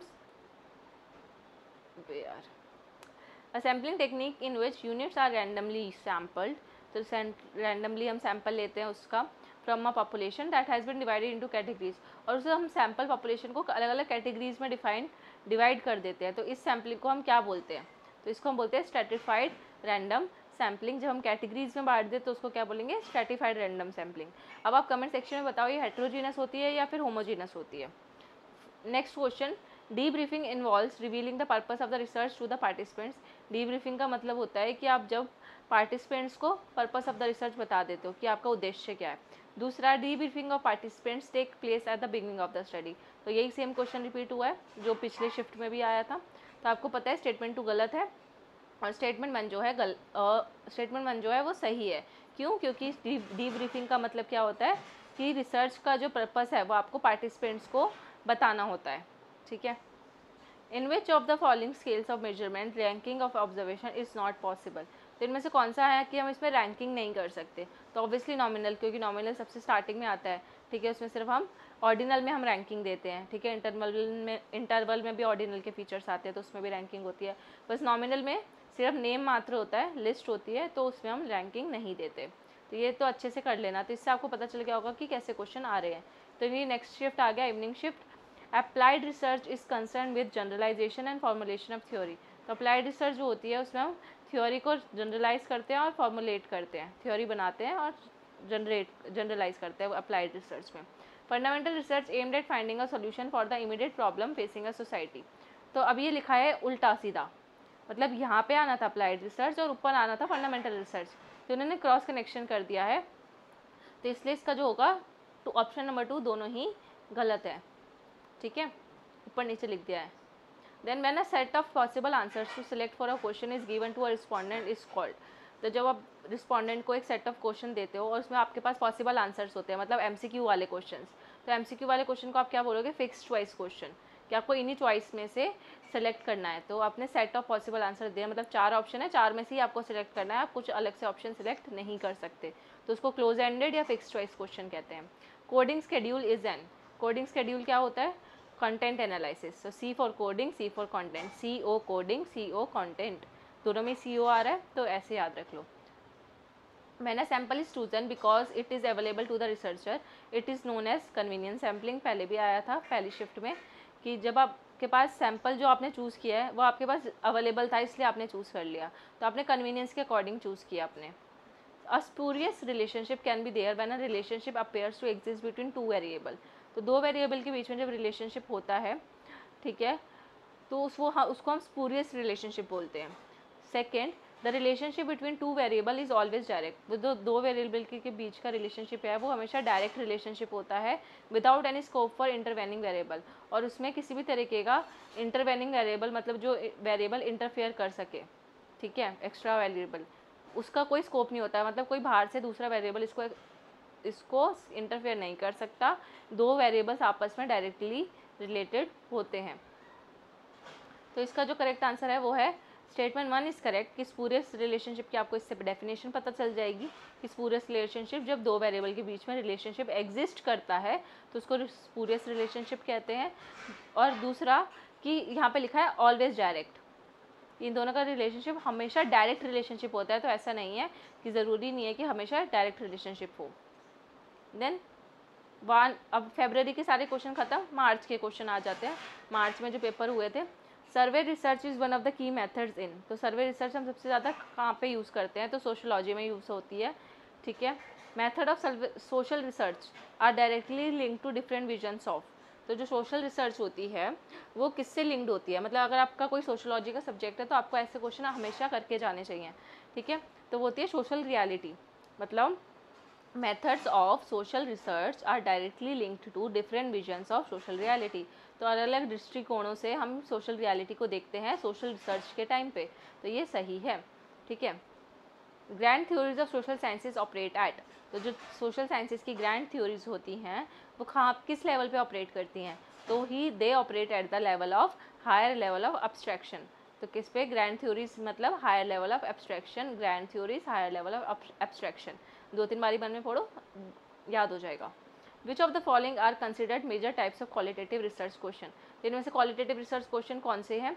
तो क्वालिटेटिव रिसर्च क्वेश्चन क्या क्या हो सकते हैं? क्वालिटेटिव में आ जाएगा हमारा BCDE, यानी कि नॉन पर्पसिव को छोड़कर बाकी सारे क्वेश्चन जो हैं क्वालिटेटिव रिसर्च के हैं। नॉन पर्पसिव क्या होता है? क्वांटिटेटिव होता है। तो cause and consequences, prediction, evaluation, descriptive, ये सारे क्या है? क्वालिटेटिव है। Okay, so next question, time and cost are not relevant in determining the sample size. तो सैम्पल साइज को डिटरमाइन करने के लिए टाइम और कॉस्ट जो है रिलेवेंट नहीं होता। ठीक है, तो मतलब ये ऐसा ये स्टेटमेंट बोलता है कि सैम्पल साइज की कोई ज़रूरत नहीं है अगर हमें टाइम एंड कॉस्ट पता लगाना है। तो unit non response and item non response do not matter in deciding the sampling error. तो जब यूनिट नॉन रिस्पॉन्स और आइटम नॉन रिस्पॉन्स क्या होता है वो आपको गूगल पे सर्च करना है, और वो सैम्पलिंग एरर करते टाइम मैटर नहीं करता। ठीक है, तो उसको हम क्या बोलेंगे?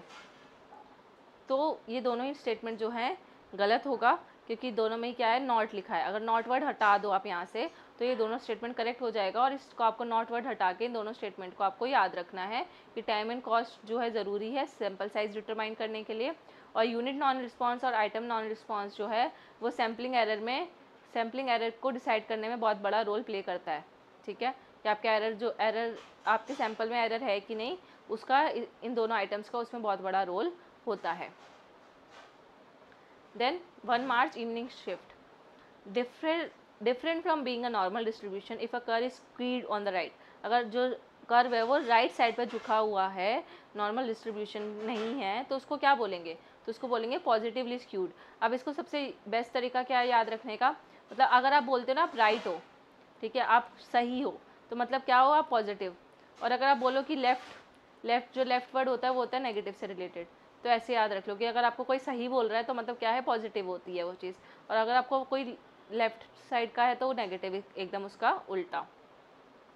ठीक है, when the consistency of data collected is measured at different point of time. जब हम अलग अलग पॉइंट ऑफ टाइम पे डाटा को मेजर करते हैं तो उसको क्या बोलते हैं? अब मैंने आपको ये पहले भी आया था रिलायबिलिटी वाला, अगर याद होगा तो, और उसमें पूछा गया था कि कौन से 3 रिलायबिलिटी टेस्ट होते हैं? इंटररेटर, टेस्टेटर और स्प्लिट हाफ। ठीक है, ये 3 होते हैं। तो इसके आपको डेफिनेशन याद रखनी है तीनों की। इस बार इसकी डेफिनेशन पूछी गई है तो अगली बार किसी और की पूछ लेगा। तो ये टेस्ट रीटेस्ट रिलायबिलिटी की डेफिनेशन है। अगली बार हो सकता है कि इंटररेटर रिलायबिलिटी या फिर स्प्लिट हाफ रिलायबिलिटी की डेफिनेशन ये पूछ सकता है। तो when the consistency of data collected is measured at different points of time. तो अगर हम डिफरेंट पॉइंट ऑफ टाइम पे डाटा को कलेक्ट कर रहे हैं, कि जैसे हमने एक आज किया, फिर एक 5 बजे किया, फिर एक अगले दिन किया, तो अलग अलग पॉइंट ऑफ टाइम पे हम डाटा कलेक्ट कर रहे हैं, तो उसको हम बोलेंगे test, retest, reliability. Change of behaviour in people after they come to know that they are participating in a research project. जब हमें जैसे ही पता चलता है ना कि हम, जब तक हमें कोई नहीं देख रहा, हम क्या करेंगे? अपने बिहेवियर को नेचुरल रखने की कोशिश करेंगे, कि जैसे हैं हम वैसे ही दिखाएंगे, या हमें पता है हम पे कोई नज़र नहीं रखना। लेकिन जैसे आपको पता चलेगा कि आप एक रिसर्च प्रोजेक्ट का पार्ट हो और आप पे नज़र रखी जा रही है कि जो भी आप रिजल्ट प्रोड्यूस करोगे वो किसी और की रिसर्च को अफेक्ट करेगा डायरेक्टली और या इनडायरेक्टली, तो उस केस में आप अपना बिहेवियर चेंज कर देते हो। ठीक है, तो उसको हम क्या बोलते हैं कि जब ऐसा होता है, ऐसी सिचुएशन को हम बोलते हैं हॉथॉर्न इफेक्ट, जो कि किसने दिया था? एल्टन मेयो ने दिया था। आपको याद रखना है, एल्टन मेयो से भी क्वेश्चन आ सकता है, स्पेशली पॉल साइंस स्टूडेंट्स के लिए मैं बता रही हूँ, एल्टन मेयो। ठीक है, तो इसको हम हॉथॉर्न इफेक्ट बोलते हैं कि जब हम अपना बिहेवियर चेंज कर लें, जब हमें पता चले कि हाँ रिसर्च हो रही है हमारे ऊपर। Some of the threats to internal validity and research are. तो क्या क्या थ्रेट हो सकते हैं इंटरनल वैलिडिटी के? तो इस क्वेश्चन से हमें समझ आता है कि हमें 2 चीज़ें याद रखनी है। पहला तो एक आप पेपर लो, उस पर एक जगह लिख लो थ्रेट्स टू इंटरनल वैलिडिटी और सारे लिख लो। ठीक है, फिर एक यहाँ पे लिखो थ्रेट्स टू एक्सटर्नल वैलिडिटी। ठीक है, और यहाँ पे सारे लिख लो क्या क्या होते हैं सर्च करके। तो ऐसे आपको सॉल्व करना है। ठीक है, और फिर पेपर से 1-2 दिन पहले रिवाइज कर लेना सारी चीज़ें। तो इसका क्या होगा? इसका करेक्ट आंसर है C, D और E, एट्रीशन, हिस्ट्री और मैचुरेशन। ये सारे थ्रेट हैं to internal validity. Attrition, history, maturation, attrition, history, maturation, AHM। ठीक है, ये इंटरनल वैलिडिटी के लिए हैं। Quasi experimental design, pre testing, ये एक्सटर्नल के होते हैं, और एक्सटर्नल के और भी होते हैं, वो भी आपको याद रखने हैं। ठीक है, in focus group discussion the moderator is supposed to provide a liberal climate for participants to open up.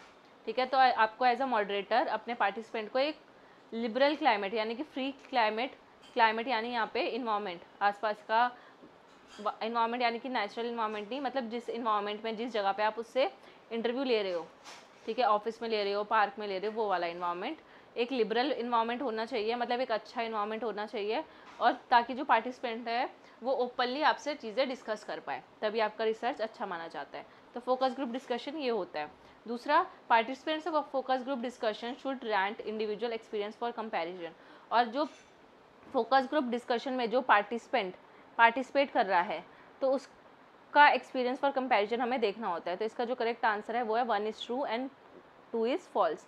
तो ये तो सही था जो मैंने आपको बताया कि लिबरल क्लाइमेट होना चाहिए, पर ज़रूरी नहीं है कि उसको रैंटिंग करनी पड़े। Ranting is a negative word, जहाँ पे आपको यहाँ पे दिख भी जाएगा कि प्रतिभागियों की तुलना के लिए व्यक्तिगत अनुभवों की शेखी भगाड़नी चाहिए। शेखी मतलब बढ़ा चढ़ा के बताना, ठीक है, इंडिविजुअल एक्सपीरियंसेस को कंपैरिजन के लिए, तो वो चीज़ गलत है, ठीक है। तो जैसे अगर आपको जैसे रैंट का मतलब नहीं पता था, एक बार आप उसका हिंदी लैंग्वेज में चेंज करके पढ़ सकते हो, ठीक है, क्वेश्चन में भी आपके पास, क्वेश्चन पेपर में भी ये ऑप्शन होता ही है। तो वैसे नेक्स्ट क्वेश्चन 2 मार्च मॉर्निंग शिफ्ट का क्वेश्चन है। अ conceptual hypothesis is drawn from the implication of. तो जो कंसेप्चुअल हाइपोथेसिस होता है वो किसकी इम्प्लीकेशन से बनता है? तो ऑब्वियसली थ्योरी, ठीक है, थ्योरी से ही कंसेप्चुअल हाइपोथेसिस इम्प्लाइड होता है, या एक वैचारिक परिकल्पना के निहितार्थ से तैयार की जाती है थ्योरी, ठीक है। एक कंसेप्चुअल हाइपोथेसिस के बेसिस पे हम एक थ्योरी इम्प्लाई करते हैं।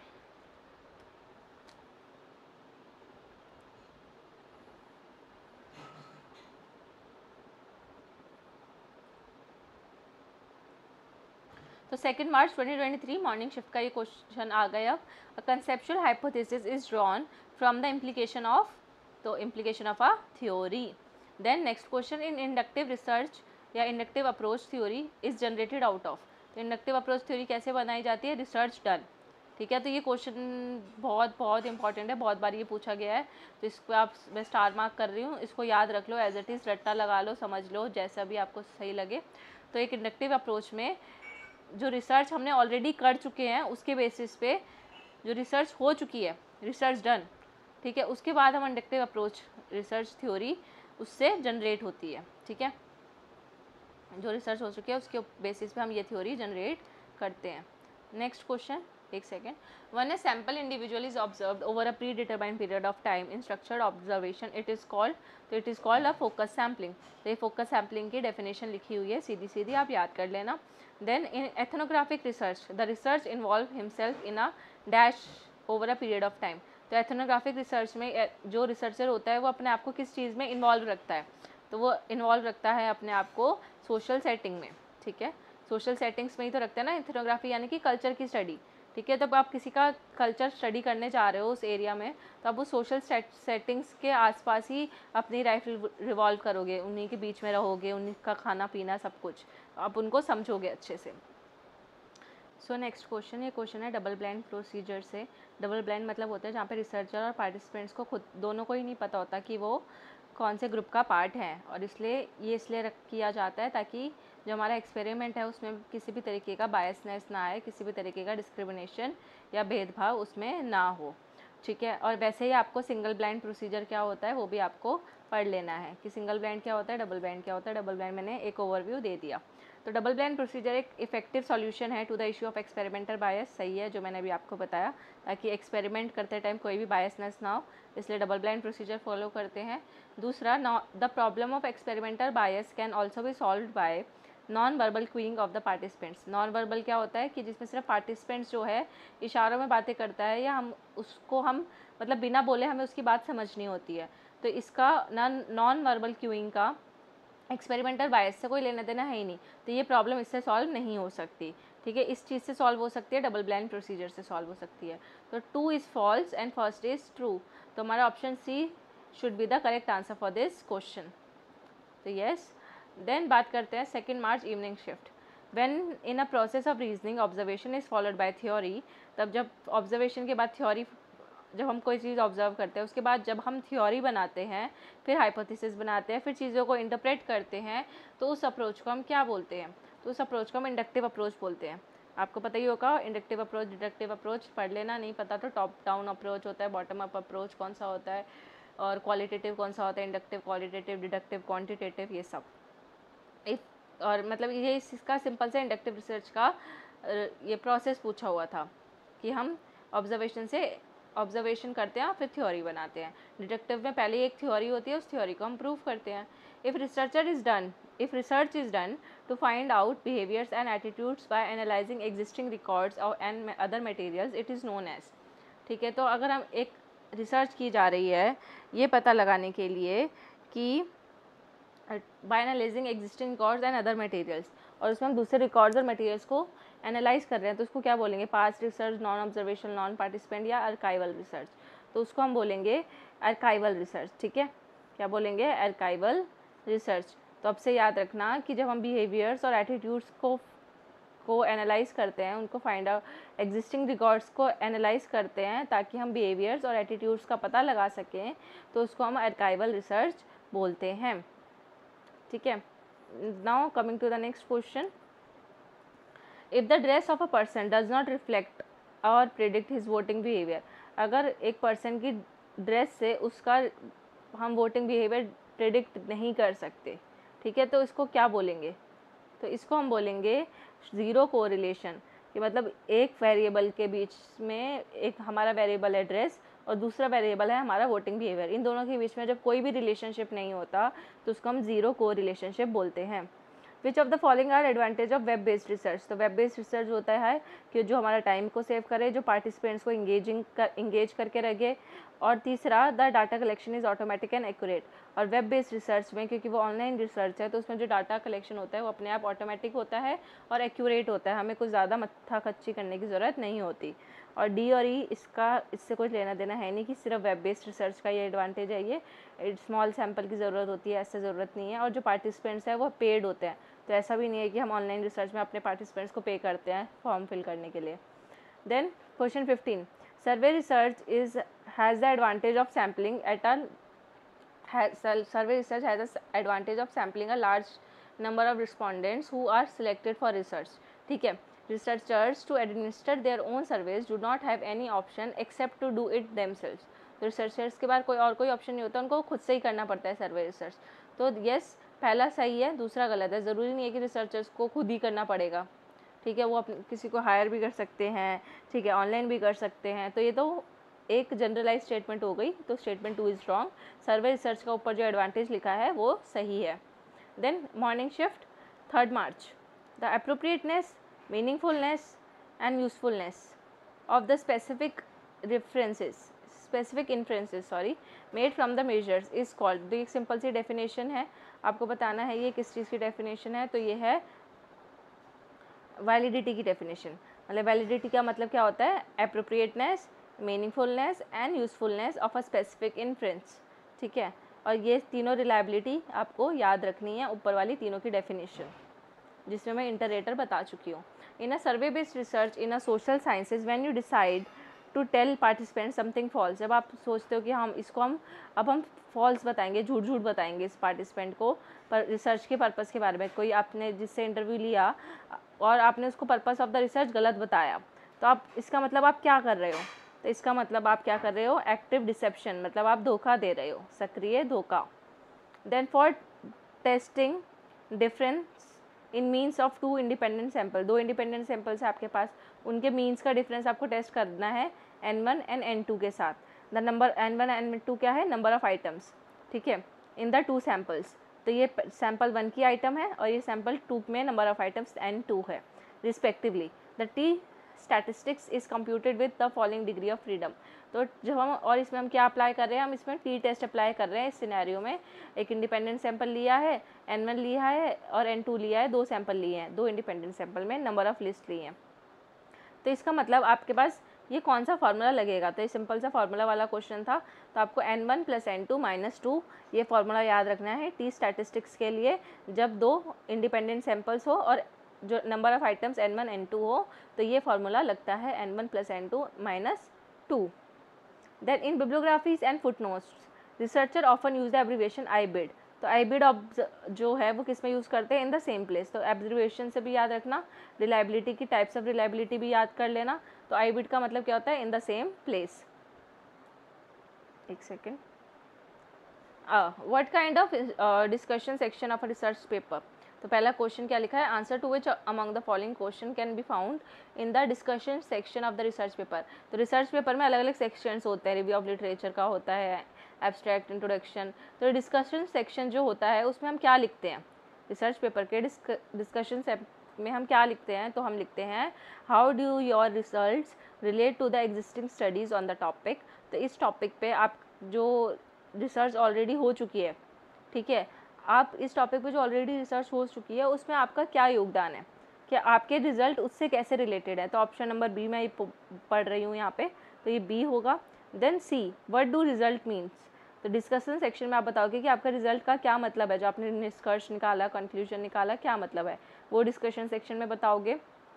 Plus what new ideas emerge that you could evaluate in a subsequent experiment. तो क्या नए नए आइडियाज़ आपके निकले, बेसिकली आप अपना रिसर्च गैप अपने डिस्कशन में बता रहे हो। तो ये तीनों स्टेटमेंट रिसर्च गैप से रिलेटेड ही है, इनडायरेक्टली इनडायरेक्टली। तो ये, लेकिन आप ये दो चीज़ें नहीं बताते, स्टैटिस्टिकल टेस्ट ये तो क्वांटिटेटिव हो गया, तो इसका रिजल्ट आप नहीं बताते, वो आप पहली टेबल्स और फिगर्स में बता चुके होते हो। What kind of instrumentation was used in the study. तो आपने कौन से टूल्स यूज़ किए, तो ये तो मेथडोलॉजी का पार्ट हो गया, तो वो आप डिस्कशन सेक्शन में क्यों ही बताओगे। तो B C E is the correct answer for this question. Then coming to the next question, evening shift का 3 March, when a researcher divides the entire population in sections it is called cluster sampling. Section में पूरी population को divide करते हैं तो cluster sampling. तो stratified और cluster के बीच का डिफरेंस आपको बताना है। एक मेजर डिफरेंस हेट्रोजीनियस और होमोजीनियस पॉपुलेशन के बीच का होता है, तो आपको बताना है हेट्रोजीनियस किस में होती है, होमोजीनियस किस में होती है। Do comment. Mean of the means of sampling distribution of a finite population is. तो जब फाइनाइट पॉपुलेशन हो, इनफाइनाइट यानी कि जिसका कोई तोड़ ही नहीं है, इनफाइनाइट है। फाइनाइट मतलब जो एक स्पेसिफिक पॉपुलेशन आपने चूज़ की है एक पर्टिकुलर एरिया में, ठीक है, उसका मीन्स निकालना है। तो वो क्या होगा, मोर देन होगा, लेस देन होगा, इक्वल टू होगा, क्या होगा, ठीक है, तो वो होगा equal to the mean of that population. Mean of the means of sampling distribution of finite population is equal to the mean of that population. तो इसको रट्टा मार लो, याद कर लो, समझ लो, जैसा भी ठीक लगे। तो फाइनाइट पॉपुलेशन मतलब equal to the mean of that population. तो कौन सी टाइप्स ऑफ वैलिडिटी होती है, एक आपको पता है इंटरनल वैलिडिटी होती है, एक्सटर्नल वैलिडिटी होती है, कंस्ट्रक्ट वैलिडिटी भी हमने सुना है, और स्टैटिस्टिकल कंक्लूजन भी होता है, ठीक है। डी ऑप्शन शायद आपको ना पता हो, लेकिन स्टैटिस्टिकल कंक्लूजन भी इसका पार्ट है। तो ABCD is the correct answer for this question. Sampling where each member of the population can not be chosen more than once. ऐसी सैम्पलिंग जिसमें हम एक से ज़्यादा पॉपुलेशन को चूज़ नहीं कर सकते, उसको क्या बोलते हैं, सैम्पलिंग विद रिप्लेसमेंट। दूसरा, sampling where each member of the population may be chosen more than once, जिसमें हम एक से ज़्यादा बार चूज़ कर सकते हैं, तो उसको बोलते हैं सैम्पलिंग विदाउट रिप्लेसमेंट। अभी आपको देखने में अटपटा लग रहा होगा कि जो ऊपर वाला है वो नीचे आना चाहिए और नीचे वाला ऊपर आना चाहिए, राइट। तो कैनॉट यहाँ पे लिखा है, देखो कैनॉट यहाँ पे लिखा है, तो यहाँ पे आना था सैम्पलिंग विदाउट रिप्लेसमेंट, और यहाँ पे पॉजिटिव सेंस में लिखा है, तो सैम्पलिंग विद रिप्लेसमेंट इसका ऑप्शन था, तो इसमें गलत था, इसलिए दोनों ही स्टेटमेंट फॉल्स है। इस बार NTA ने बहुत सारे क्वेश्चन ऐसे बनाए थे जिसमें दोनों ही फॉल्स थे। In India the consortium for academic and research ethics, जिसको हम क्या बोलते हैं, केयर।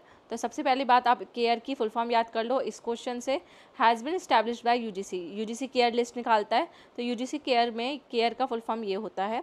टू क्यों बनाता है UGC care list, to prepare and maintain list of quality research journal, ताकि जो क्वालिटी रिसर्च जर्नल्स हैं उनकी लिस्ट हम मेंटेन कर सकें। Then guidance document good academic research practices 2020 has been published bye.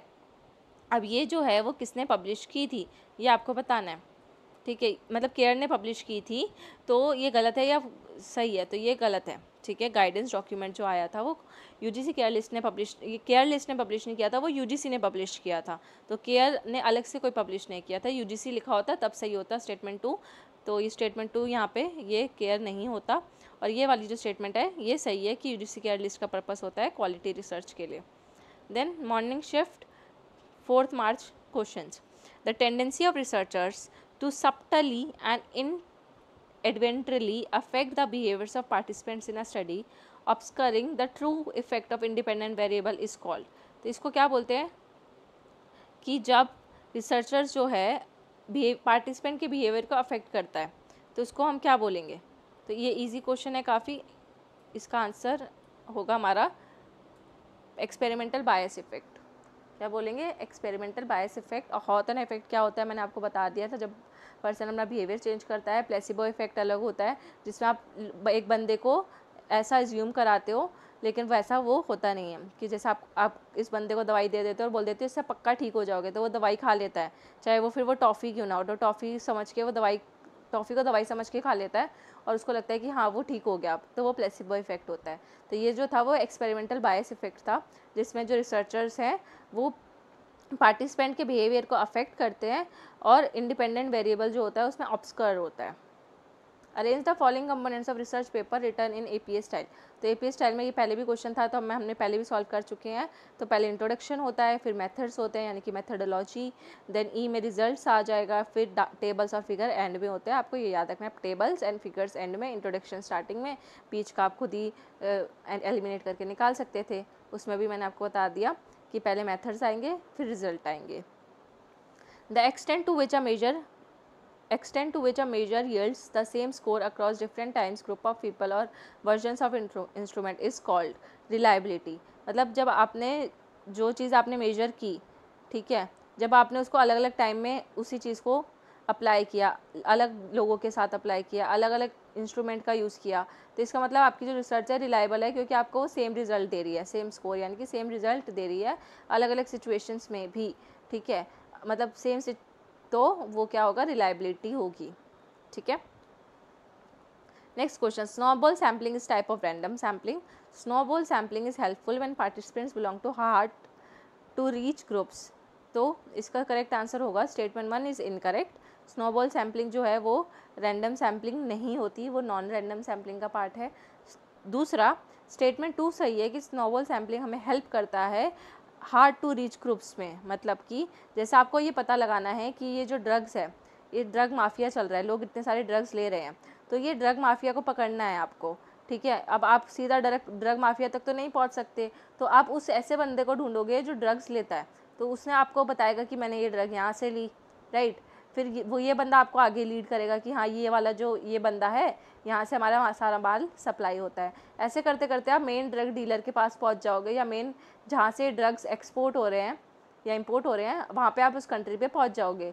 तो ये क्या है? एक स्नोबॉल सैम्पलिंग है कि जो सबसे मुश्किल ग्रुप था कि ड्रग डीलर को पकड़ना, जो मेन माफिया था, उसको आपने कैसे पकड़ा? स्नोबॉल सैम्पलिंग करके। एक छोटा लिया, फिर उससे उसने लीड दी, उसने उसको आगे लीड दी, and we reached. In case of negatively skewed distribution, तो नेगेटिवली स्क्यूड डिस्ट्रीब्यूशन में क्या होता है? Mean is less than median, median is less than mode. तो मैंने आपको बताया था नेगेटिव मतलब नेगेटिव है तो लेस आएगा, ठीक है, और मतलब लेफ्ट होगा, राइट। तो वैसे ही mean is less than median, median is less than mode. और अगर ये लिखा हो mean is greater than median, यहाँ पे ये वाला मीन मोड मीडियन नहीं होता, मीन मीडियन मोड होता है। तो ये पहले दो तो वैसे ही गलत हो गए इन टर्म्स ऑफ ये, अगर इसको सीरीज़ में भी लगाए, ये हो सकता था या ये हो सकता था। अब इसमें ग्रेटर है, ग्रेटर मतलब नेगेटिव नहीं होगा, पॉजिटिव होगा, और लेस देन है मतलब नेगेटिव है, ठीक है। So coming to the next question, 4th March evening shift. A process in which scientific research and ideas are evaluated by experts of the field is called. तो इसको क्या बोलते हैं? हम पीयर रिव्यू बोलते हैं, जिसमें हम एक्सपर्ट्स का यूज़ करते हैं, तो peer review. Researchers while writing manuscripts often use the abbreviation ETL। ETL का मतलब क्या होता है? And others. क्या होता है? And others. आइडेंटिफाई द, कि मतलब बहुत सारे ऑथर्स हैं, उसके साथ आप 3-4 ऑथर्स का नाम लिख रहे हो तो आप इटैल लिख देते हो लास्ट में। Identify the correct order in the research process. तो सबसे पहले हम रिसर्च प्रॉब्लम को डिफाइन करते हैं, देन रिव्यू ऑफ लिटरेचर करते हैं, देन हाइपोथेसिस बनाते हैं, देन रिसर्च डिज़ाइन बनाते हैं, और लास्ट में हम डाटा को कलेक्ट करते हैं, ठीक है। तो ये मैंने रिसर्च प्रपोजल कैसे बनाया जाता है इसका मैंने एक अलग से वीडियो भी बना रखा है, research proposal, how to make a good research proposal, तो आप वो भी देख सकते हो। मैंने उसमें अपना खुद का रिसर्च प्रपोजल दिखाया है कि पहले क्या आता है, दूसरा क्या आता है, उसमें क्या क्या लिखना होता है, कंटेंट में क्या होता है, तो वो सारी चीज़ें आप देख सकते हो। स्पेशली बिब्लियोग्राफी कैसे बनाते हैं वो भी आप देख सकते हो, प्लेलिस्ट में मिल जाएगा। Then suppose a researcher create a list of the names of everybody in a population of interest. एक लिस्ट बना ली रिसर्चर ने और अपने इंटरेस्ट के अकॉर्डिंग पॉपुलेशन चूज़ कर ली, and select every 10th name in the order. और उसने हर 10वां बंदा जो उस लिस्ट में था उसको सिलेक्ट कर लिया अपने रिसर्च के लिए। तो इसको हम क्या बोलेंगे? तो इसको हम बोलेंगे systematic sampling. ANOVA is essentially a procedure for testing the difference among different groups of data for homogeneity. तो ANOVA में ANOVA जो टेस्ट होता है, जैसे टी टेस्ट होता है, जेड टेस्ट होता है, ये ANOVA भी एक टेस्ट होता है जिसमें हम डिफरेंस को टेस्ट करते हैं among different groups of data for homogeneity. और उसमें using ANOVA one can draw inference about whether the samples have been drawn from population having the same mean. तो क्या सैम्पल उसी पॉपुलेशन से ड्रॉ किए गए हैं जो कि सेम मीन था जिस पॉपुलेशन का। तो इसका जो करेक्ट आंसर है वो होगा हमारे पास, दोनों ही स्टेटमेंट ट्रू है। तो होमोजेनिटी के लिए होता है और पॉपुलेशन जो है सेम मीन की ड्रॉ की जाती है। 5 March morning shift, a research paper evaluated by other experts either for publication और presentation at a conference is considered to have undergone. तो क्या बोलेंगे उसको, जब रिसर्च पेपर जो है वो एक्सपर्ट्स इवेल्युएट कर रहे हैं पब्लिकेशन के लिए और प्रेजेंटेशन के लिए, कॉन्फ्रेंस हो रही है, ठीक है, तो उसको हम बोलेंगे पीयर रिव्यू। इससे पहले भी क्वेश्चन था पीयर रिव्यू का ही था, एक्सपर्ट्स जहाँ पे वर्ड मेंशन हो मतलब peer review. When knowledge becomes replicable and verifiable, जब नॉलेज को हम रेप्लिकेट कर सकते हैं और वेरीफाई भी कर सकते हैं तो उसको क्या बोलेंगे, साइंटिफिक। साइंटिफिक नॉलेज को हम रेप्लिकेबल भी होती है और वेरीफाइबल भी होती है। Then which of the following are a criteria of a successful interviewer. तो एक सक्सेसफुल इंटरव्यूअर वही होता है जो एथिकल हो, ओपन माइंडेड हो, जेंटल हो, सेंसिटिव हो और बैलेंस्ड हो। रिजिड और हार्श जो होगा वो सक्सेसफुल इंटरव्यूअर नहीं कहलाया जाएगा। इजी क्वेश्चन था। Which of the following are ethical problems in research. तो प्लेजरिज्म एक प्रॉब्लम है, कोएशन प्रॉब्लम है, बेनिफियंस यानी कि उपकार भी एक प्रॉब्लम है, फिडिलिटी कोई प्रॉब्लम नहीं है, फिडिलिटी तो होता है सत्य के प्रति निष्ठा रखना, तो ये कोई एथिकल प्रॉब्लम नहीं है। तो ABC is the right answer की एथिकल प्रॉब्लम्स हैं ये तीनों। Then for open ended question respondents can produce their own answers without any restriction of length. तो जो ओपन एंडेड क्वेश्चंस होते हैं रिस्पॉन्डेंट्स जो है उसमें अपना खुद का आंसर दे सकता है बिना किसी रिस्ट्रिक्शन ऑफ लेंथ के। जैसे आपने उसमें ओपन एंडेड मतलब जिसमें लोग अपने व्यूज़ दे, क्लोज एंडेड मतलब जिसमें आप उनको 4 ऑप्शन देते हो और 4 में से वो एक चूज़ करते हैं। तो ओपन एंडेड है तो लोग जितना लंबा आंसर चाहे दे सकते हैं। Then the memory phenomena of telescoping is not an issue in survey research. तो ये क्या है, पहला सही दूसरा गलत। जो मेमोरी फिनोमिना एक इशू है सर्वे रिसर्च का ना, यहाँ पे नॉट लिखा था तो इसलिए गलत हो गया। तो आपको याद रखना है telescoping an issue in survey research. Telescoping क्या होता है, search on Google. Then 5 March evening shift, researchers sometimes use the common abbreviation in their reports. CF का मतलब क्या होता है, कंपेयर। CF मतलब कंपेयर। वीडियो काफ़ी लंबा हो गया इसलिए मैं एक्सप्लेन नहीं कर रही हूँ, आपको गूगल पे खुद होमवर्क है, आपको सेल्फ स्टडी से रिसर्च करना है। ये मैंने टेक्निक जो है तलवीर सर से ही सीखी थी और इसी टेक्निक की वजह से मेरे को बहुत सारे कॉन्सेप्ट्स क्लियर होते थे। जो नहीं समझ आया गूगल पे सर्च करो, जो नहीं समझ आया गूगल पे सर्च करो। अब टीचर भी आपको कब तक इतना ही समझा देगा, है ना, तो आपको खुद से भी एक्स्ट्रा एफर्ट्स जो डालता है वही आगे सक्सेसफुल होता है। अब कुछ बच्चे ऐसे होंगे जो ये वीडियो देख रहे होंगे और साथ साथ क्वेश्चन सॉल्व करते रहेंगे, लेकिन जो मैंने बोला कि आप ये सर्च करो वो नहीं सर्च करेंगे। लेकिन जो बच्चे सर्च करेंगे, अलग से एक्स्ट्रा एफर्ट्स डालेंगे, उनका मतलब चांसेस बढ़ जाते हैं सिलेक्शन के, राइट। तो आपको ये करते रहना है। अब मैं क्या कर रही हूँ, एक्सप्लेन नहीं करके आपको सिर्फ आंसर बताती जा रही हूँ।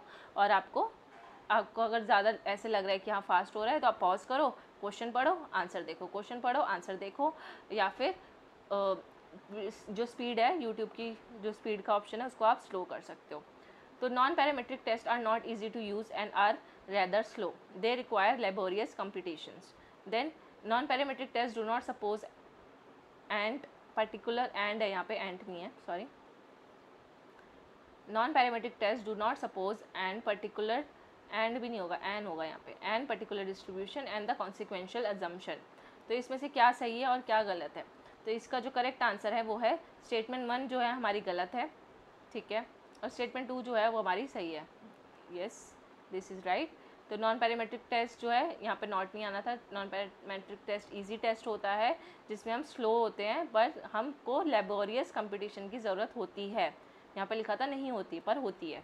और दूसरा सही है कि इसमें हम किसी भी पर्टिकुलर डिस्ट्रीब्यूशन को सपोज नहीं करते और कॉन्सिक्वेंशियल अजम्पशन भी नहीं होते।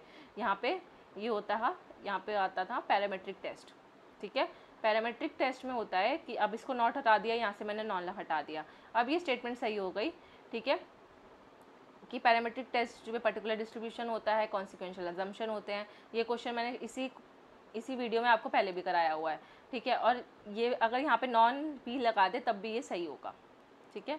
Non parametric test do not suppose any particular distribution and the consequential assumption, क्योंकि ऐसा जो होता है पैरामीट्रिक टेस्ट में होता है।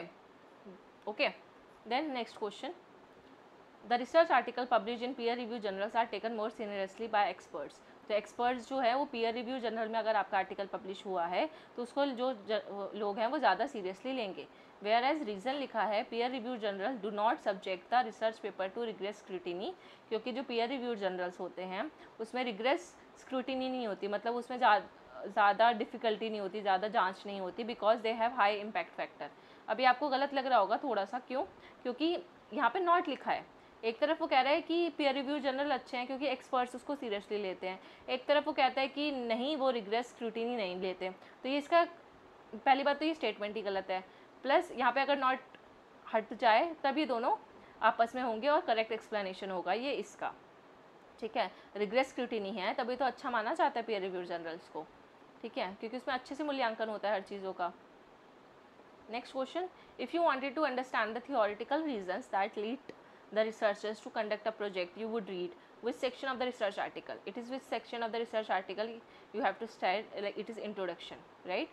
introduction ही होता है जो आपके आगे आपकी जो रिसर्चर है, जो भी आपके पास रीडर आएगा, जब आप उसको रीड करोगे रिसर्च आर्टिकल को तो आपको इंट्रोडक्शन से पता चल जाएगा कि आने वाले प्रोजेक्ट में क्या बात होने वाली है। ठीक है, अभी आ गया हमारा मैच द फॉलोइंग का क्वेश्चन। तो ये हिंदी में है और ये इंग्लिश में, आप एक बार जो आपको हो आप उसको पॉज करके वहाँ पे पढ़ सकते हो। तो इंग्लिश का देखते हैं। केस स्टडी क्या होती है? केस स्टडी मतलब एक इन डेप्थ स्टडी होती है ऑफ अ सिंगल और फ्यू इंडिविजुअल्स। ठीक है, तो जब इन डेप्थ स्टडी जहाँ पे वर्ड लिखा हो तो वो केस स्टडी का होता है। ऑब्जर्वेशनल रिसर्च जो होती है a study of behaviours in their natural settings, जब आप बिना किसी इंटरफेरेंस के नेचुरल सेटिंग में बिहेवियर की स्टडी करते हो तो वो क्या है? Observational research. लॉन्गिट्यूडनल रिसर्च वो होती है a study in which a group of participant is observed and measured over a period of time. तो over a period of time मैंने बताया था लंबे समय के लिए होती है, वो लॉन्गिट्यूडनल होती है। एक्सपेरिमेंटल आपको पता है जिसमें मैनिपुलेशन होता है, variables that are actively manipulated and the environment is controlled as much as possible. तो ये हो गया हमारा मैच द फॉलोइंग, ये वैसे हिंदी का है। देन आते हैं 6 मार्च मॉर्निंग शिफ्ट का क्वेश्चन। ये पॉलिटिकल साइंस का क्वेश्चन पेपर है I guess. The approach of accepting knowledge because people have agreed upon following a reasonable argument. तो आपने जस्ट बिकॉज एक रीजनेबल आर्ग्यूमेंट आपको मिला और आपने वो नॉलेज जो थी एक्सेप्ट कर ली on the basis of that reasonable argument, उसको नॉलेज को एक्सेप्ट कर लिया, तो उसको आप क्या बोलोगे? उसको आप बोलोगे a priori. A priori is a fact, it's a definition. इसको रट लो, समझ लो, जैसा भी सही लगे। तो इसको क्या बोलते हैं? ए प्रायरी। ठीक है, प्रायरी मतलब पहले का। संभवता लिखा था ना यहाँ पे। Values assign to nominal scale of measurement are. तो नॉमिनल स्केल आपको पता है उसमें क्या वैल्यूज होती हैं, तो उसमें हम बोलते हैं आर्बिट्रेरी। कौन सी वैल्यूज होती हैं? Arbitrary values are assigned to nominal scale of measurement. अब मैंने आपको बताया इसको ना नोटबुक साथ लेकर बैठो और लिखते जाओ तो आपको याद हो जाएगा। ऐसी चीज़ें आपको याद रखनी पड़ेंगी। तो लिख लो arbitrary values assign to nominal scale, ऐसे करके लिख लो। ठीक है, लिखोगे भी, याद भी हो जाएगा और फिर जब आपको रिवीजन में भी हेल्प होगी बाद में। ठीक है, और प्लस आंख बंद करके एक बार अपने सामने लिख लो आर्बिट्रेरी वैल्यूज और नॉमिनल स्केल। ठीक है, use of scientific research to promote one's cause inappropriately is described as. तो इसका आंसर है जंक साइंस। इसको क्या बोलते हैं? जंक साइंस बोलते हैं, जो कि इनएप्रोप्रिएटली प्रमोट करता है किसी एक कॉज को। ठीक है, इनएप्रोप्रिएट लिखा है ना यहाँ पे वर्ड, तो इनएप्रोप्रिएट है मतलब जंक है। तो जंक साइंस इनएप्रोप्रिएटली प्रमोट करता है एक कॉज को। Categories of participants in research. ठीक है, good participants, negative participants, faithful participants, apprehensive participants, traditional participants. तो इनमें से कौन कौन से पार्टिसिपेंट्स होते हैं? तो ये होते हैं हमारे ABCD। ट्रेडिशनल पार्टिसिपेंट्स को छोड़ के बाकी सारी जो कैटेगरीज हैं वो रिसर्च पार्टिसिपेंट्स की होती हैं। तो पढ़ लेना एक बार। Then summative evaluation is, summative evaluation impact evaluation होता है, पता होना चाहिए, इजी क्वेश्चन। इवनिंग शिफ्ट में आए थे। A research wants the research question to be. एक रिसर्चर क्या चाहता है कि रिसर्च क्वेश्चन कैसा होना चाहिए? तो एक्सप्लिसिट क्वेश्चन होना चाहिए। सिम्बॉलिक इंटरैक्शनलिज्म, सिम्बॉलिक इंटरैक्शनिज्म क्या होता है? एक थ्योरी। ठीक है, तो ये क्या है? थ्योरी की डेफिनेशन है। Theory is a symbolic interaction. Theory is a symbolic interaction. The process of deduction in research has the following steps. ठीक है, अब डिडक्टिव रिसर्च पता होना चाहिए। डिडक्टिव होती है क्वांटिटेटिव रिसर्च, ठीक है, bottom up top down approach होता है, सॉरी, एक थ्योरी होती है, थ्योरी को हम हाइपोथेसिस बना के जस्टिफाई करते हैं। तो इसमें क्या आएगा, BCD थ्योरी होगा, हाइपोथेसिस बनाया, डाटा कलेक्शन किया, देन डाटा को एनालाइज किया, फाइंडिंग्स की, इन कन्फर्मेशन रिजेक्शन ऑफ हाइपोथेसिस। ठीक है, इंडेक्स प्रिपेयर करना या रिसर्च मटेरियल को फोटोकॉपी कराना, ये थोड़ी होता है डिडक्टिव रिसर्च, राइट। तो BCD, और ये इसकी क्रोनोलॉजी भी थी। मिडल रेंज थ्योरीज क्या होती हैं, ग्रैंड थ्योरीज क्या होती हैं, ये भी आप एक बारी याद कर लेना, समझ लेना और उसको कॉपी में जॉट डाउन कर लेना। Middle range theories are the focus of empirical inquiry, unlike grand theories middle range theories function in a restricted domain. तो इसका करेक्ट आंसर है, ये दोनों ही स्टेटमेंट करेक्ट है। अभी करेक्ट स्टेटमेंट है तो आप इन दोनों ही स्टेटमेंट को याद रख लो कि जो मिडल रेंज थ्योरीज होती है वो एम्पेरिकल इंक्वायरी के लिए होती हैं और जो मिडल रेंज थ्योरीज होती है वो एक रिस्ट्रिक्टेड डोमेन में काम करती हैं। Then in the systematic sampling, one can choose units directly from the sampling frame, ठीक है, without opting for a table of random numbers. हमें रैंडम नंबर सोचने की कोई ज़रूरत नहीं है, हम एक सैम्पलिंग फ्रेम लेते हैं और उस सैम्पलिंग फ्रेम में से डायरेक्टली चीज़ों को चूज़ कर लेते हैं सिंपल इसमें सिस्टमैटिक सैम्पलिंग में। In simple random sample is most primary form of non probability sample. तो जो रैंडम सैम्पलिंग होती है वो नॉन प्रोबेबिलिटी सैम्पलिंग होती है? नहीं, नॉन प्रोबेबिलिटी तो नहीं होती। पहली स्टेटमेंट सही थी, दूसरी गलत। 11 March morning shift, an example of participant और सब्जेक्ट वेरिएबल कैन बी। क्यों, तो क्या एग्जाम्पल होगा पार्टिसिपेंट और सब्जेक्ट वेरिएबल का? तो obviously political affiliation of a person, किसी व्यक्ति का राजनीतिक संबंध होना या उसकी तरफ जिस तरीके से उसका झुकाव है, तो वह एक तरीके का एग्जाम्पल है पार्टिसिपेंट वेरिएबल का। Then interpretation paradox is a term normally used in. तो इंटरप्रिटेशन पैराडॉक्स टर्म किस में यूज़ होती है? क्रॉस कल्चरल रिसर्च में ये टर्म यूज़ होती है, क्रॉस कल्चरल रिसर्च। ठीक है, which of the following are the advantages of web based research. ये क्वेश्चन देखो कितनी बारी रिपीट हो गया। ये हमारा टाइम बचाता है, सही बात है। The web is open for participants all the day, ये भी सही बात है। जब मर्जी चाहे वो ऑनलाइन सर्वे भर सकता है। डाटा कलेक्शन एक्यूरेट होता है, ऑटोमेटिक होता है, सही है। Remote participants provide rich data, ऐसा कुछ नहीं होता कि जो लोकल लोग हैं वो रिच अच्छा डाटा प्रोवाइड करेंगे। The digital divide does not have any impact on data collection. तो डाटा कलेक्शन पे डिजिटल डिवाइड का इम्पैक्ट नहीं होता। होता है भाई, जो रूरल एरियाज़ हैं जिनके पास वेब यूज़ नहीं करते तो उन पर तो इम्पैक्ट होगा ही। ठीक है, तो ABC होना चाहिए मेरे हिसाब से सही answer. Yes, ABC is the correct. In experimental research we can not eliminate extraneous factors that influence the outcome. Experimental research में हम एक्स्ट्रा फैक्टर्स को एलिमिनेट नहीं कर सकते, क्योंकि कहीं ना कहीं जो हमारे एक्स्ट्रा वेरिएबल्स होते हैं वो हमारे आउटकम को इम्पैक्ट करते हैं। ठीक है, अब आपको टाइप्स ऑफ वेरिएबल पता होने चाहिए, इंडिपेंडेंट, डिपेंडेंट, एक्स्ट्रा, ये सब। In survey research a vast amount of rich and diverse data can be collected. तो सर्वे करते टाइम हम बहुत सारा डाटा को कलेक्ट कर सकते हैं, डाइवर्स डाटा को कलेक्ट कर सकते हैं और इसमें एक्स्ट्रा फैक्टर्स आउटकम को इन्फ्लुएंस नहीं करते। तो मेरे को लगता है दोनों ही स्टेटमेंट जो हैं सही नहीं है। एक्सपेरिमेंटल रिसर्च वाली स्टेटमेंट तो गलत है, क्योंकि हम एक्स्ट्रा वेरिएबल्स को एक्सपेरिमेंटल रिसर्च में एलिमिनेट कर सकते हैं। मेरे हिसाब से एक्स्ट्रा वेरिएबल्स को हम एलिमिनेट कर सकते हैं, तो ये गलत statement. In survey research a vast amount of rich and diverse data can be collected, तो ये सही कि सर्वे करते टाइम हम बहुत सारा डाटा कलेक्ट कर सकते हैं। कॉमन सेंस भी लगाएं तो है, येस हम कर सकते हैं। Coming to next question, T test can be to test mean difference between two groups. तो टी टेस्ट हम कब करते हैं? जब हमें दो ग्रुप्स का बीच का डिफरेंस निकालना हो। ANOVA can not compare the difference between the two group means. तो अनोवा में हम दो ग्रुप मीन्स का को कंपेयर नहीं कर सकते, तो ये पहला सही, दूसरा गलत, क्योंकि अनोवा में हम डिफरेंस कंपेयर कर सकते हैं बिटवीन ग्रुप मीन्स, तो कैन नॉट नहीं होगा, यहाँ पे कैन होगा। ठीक है, अनोवा में हम दो ग्रुप का मीन्स कंपेयर कर सकते हैं और टी टेस्ट में दो ग्रुप्स का डिफरेंसेस को भी हम टेस्ट कर सकते हैं।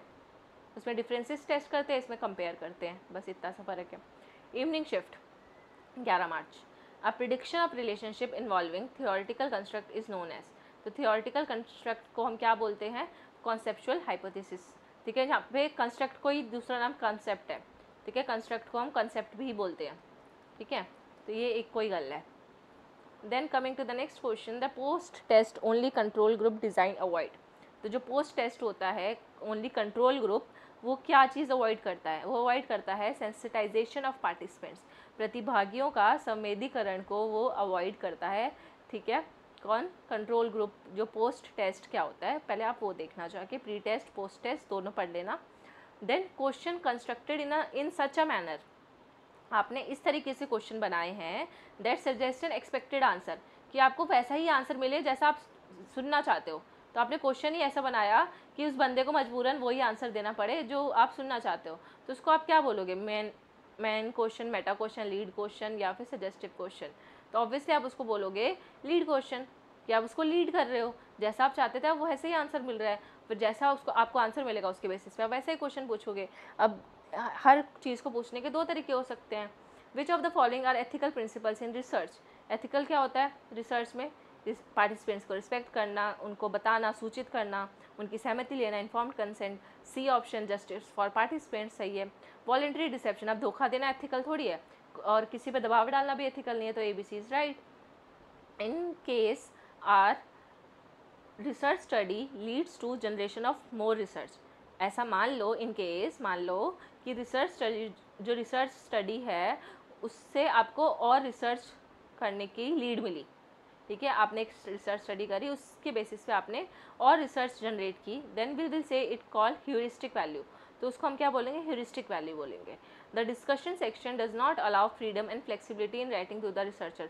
अब डिस्कशन सेक्शन में मैंने आपको बता दिया था रिजल्ट के बारे में डिस्कस करते हैं, रिसर्च गैप वगैरह से रिलेटेड चीज़ें होती हैं, तो अब इसमें क्या लगता है आपको, क्या सही हो सकता है? तो ऑब्वियसली पहला सही है, दूसरा गलत, क्योंकि हम डिस्कशन सेक्शन ऑलरेडी डिस्कस कर चुके हैं कि उसमें आपको अपना रिसर्च गैप, आपके रिजल्ट, इन सबको बताना होता है। तो ऑब्वियसली डिस्कशन सेक्शन में आप अलाउ करोगे freedom and flexibility in writing to the researcher, ठीक है। तो यहाँ पर नॉट नहीं आना था, तो ये भी याद रख लो कि फ्रीडम और फ्लेक्सिबिलिटी होती है डिस्कशन सेक्शन के टाइम पे, क्योंकि वही आपका सेक्शन मेन होता है कि आपको डिस्कस कर रहे हो, तो डिस्कशन में तो आपका फुल फ्रीडम है ना आपके पास कि आप कुछ भी डिस्कस करो भाई रिजल्ट से रिलेटेड। इन केस, और ये वाला मैंने आपको बता दिया ये सही है, इसको हम ह्यूरिस्टिक वैल्यू बोलते हैं, जब एक जो स्टडी है आपको और रिसर्च करने में हेल्प करे, तो वो क्या होती है? उसकी ह्यूरिस्टिक वैल्यू होती है। इसका डेफिनेशन है ह्यूरिस्टिक वैल्यू का, ये भी आप याद कर लेना। 12 March morning shift, specific prediction about what will happen according to the theory are known as hypothesis। Simple सा आंसर है, hypothesis की डेफिनेशन लिखी हुई थी hypothesis की। a process of reasoning emanating from a theory or hypothesis to systematic observation and conclusion is called, तो उसको हम बोलते हैं डिडक्टिव अप्रोच, ठीक है, सिंपल है। एक ऐसा प्रोसेस जिसमें आपने थ्योरी थी आपके पास और थ्योरी के बेसिस पे आपने एक ऑब्जर्वेशन किया, कंक्लूजन निकाला, तो वो डिडक्टिव अप्रोच होता है। पोस्ट पॉजिटिविस्ट के अकॉर्डिंग क्या इम्पॉसिबल है अचीव करना? क्या लगता है उनको कि क्या चीज़ अचीव नहीं की जा सकती? ऑब्जेक्टिविटी अचीव नहीं की जा सकती, बाकी तीनों चीज़ों में वो मानते थे। अब पॉजिटिविस्ट क्या होते हैं और पोस्ट पॉजिटिविस्ट क्या होते हैं, इन दोनों का डिफरेंस मैंने आपको 1 मिनट के अंदर अंदर पूरा समझाया हुआ है शॉर्ट्स में, ठीक है, ट्रिक के साथ, वो भी, ताकि आप भूलो नहीं, तो वो आप देख सकते हो जाके। Then for empirical studies the poster presentation can have, तो पोस्टर प्रेजेंटेशन में क्या क्या चीज़ें होती हैं? तो पोस्टर प्रेजेंटेशन में ये सारी चीज़ें होती हैं, एब्स्ट्रैक्ट होता है, मेथड होता है, डाटा होता है, रिजल्ट होता है और कंक्लूजन भी होता है। In social science research the term gender is preferred only on rare occasion, तो सोशल साइंस में हम जेंडर वर्ड बहुत कम यूज़ करते हैं, और gender is sociological and cultural construction of differences related to biological feature, तो ये भी सही है। तो दूसरा तो सही है, पहला गलत है कि हम रेयर इक्वेशन भी यूज़ करते हैं, ऐसा नहीं है।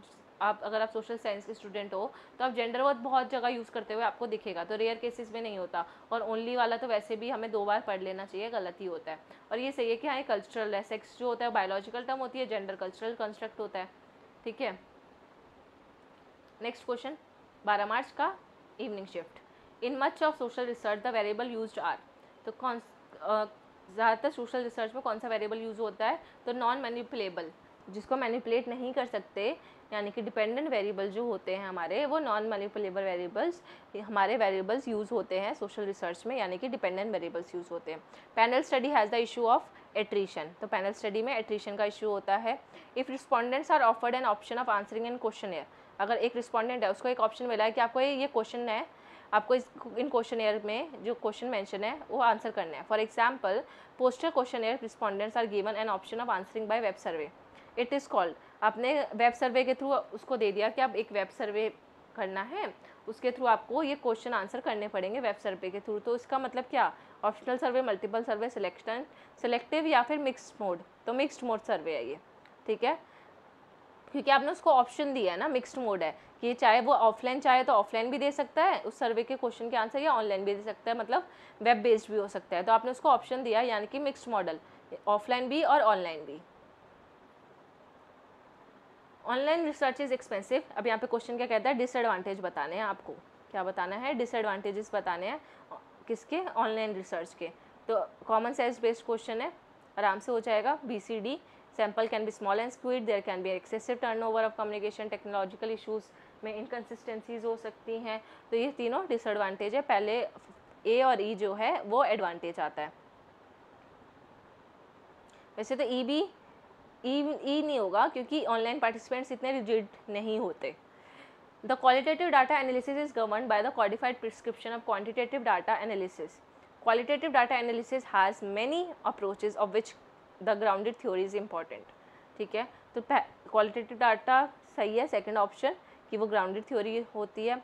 और क्वालिटेटिव डाटा में is govern by the codified prescription of quantitative data analysis. तो ऐसा ज़रूरी नहीं है कि वो क्वांटिटेटिव डाटा के एनालिसिस से ही हम क्वालिटेटिव डाटा एनालिसिस को गवर्न कर सके।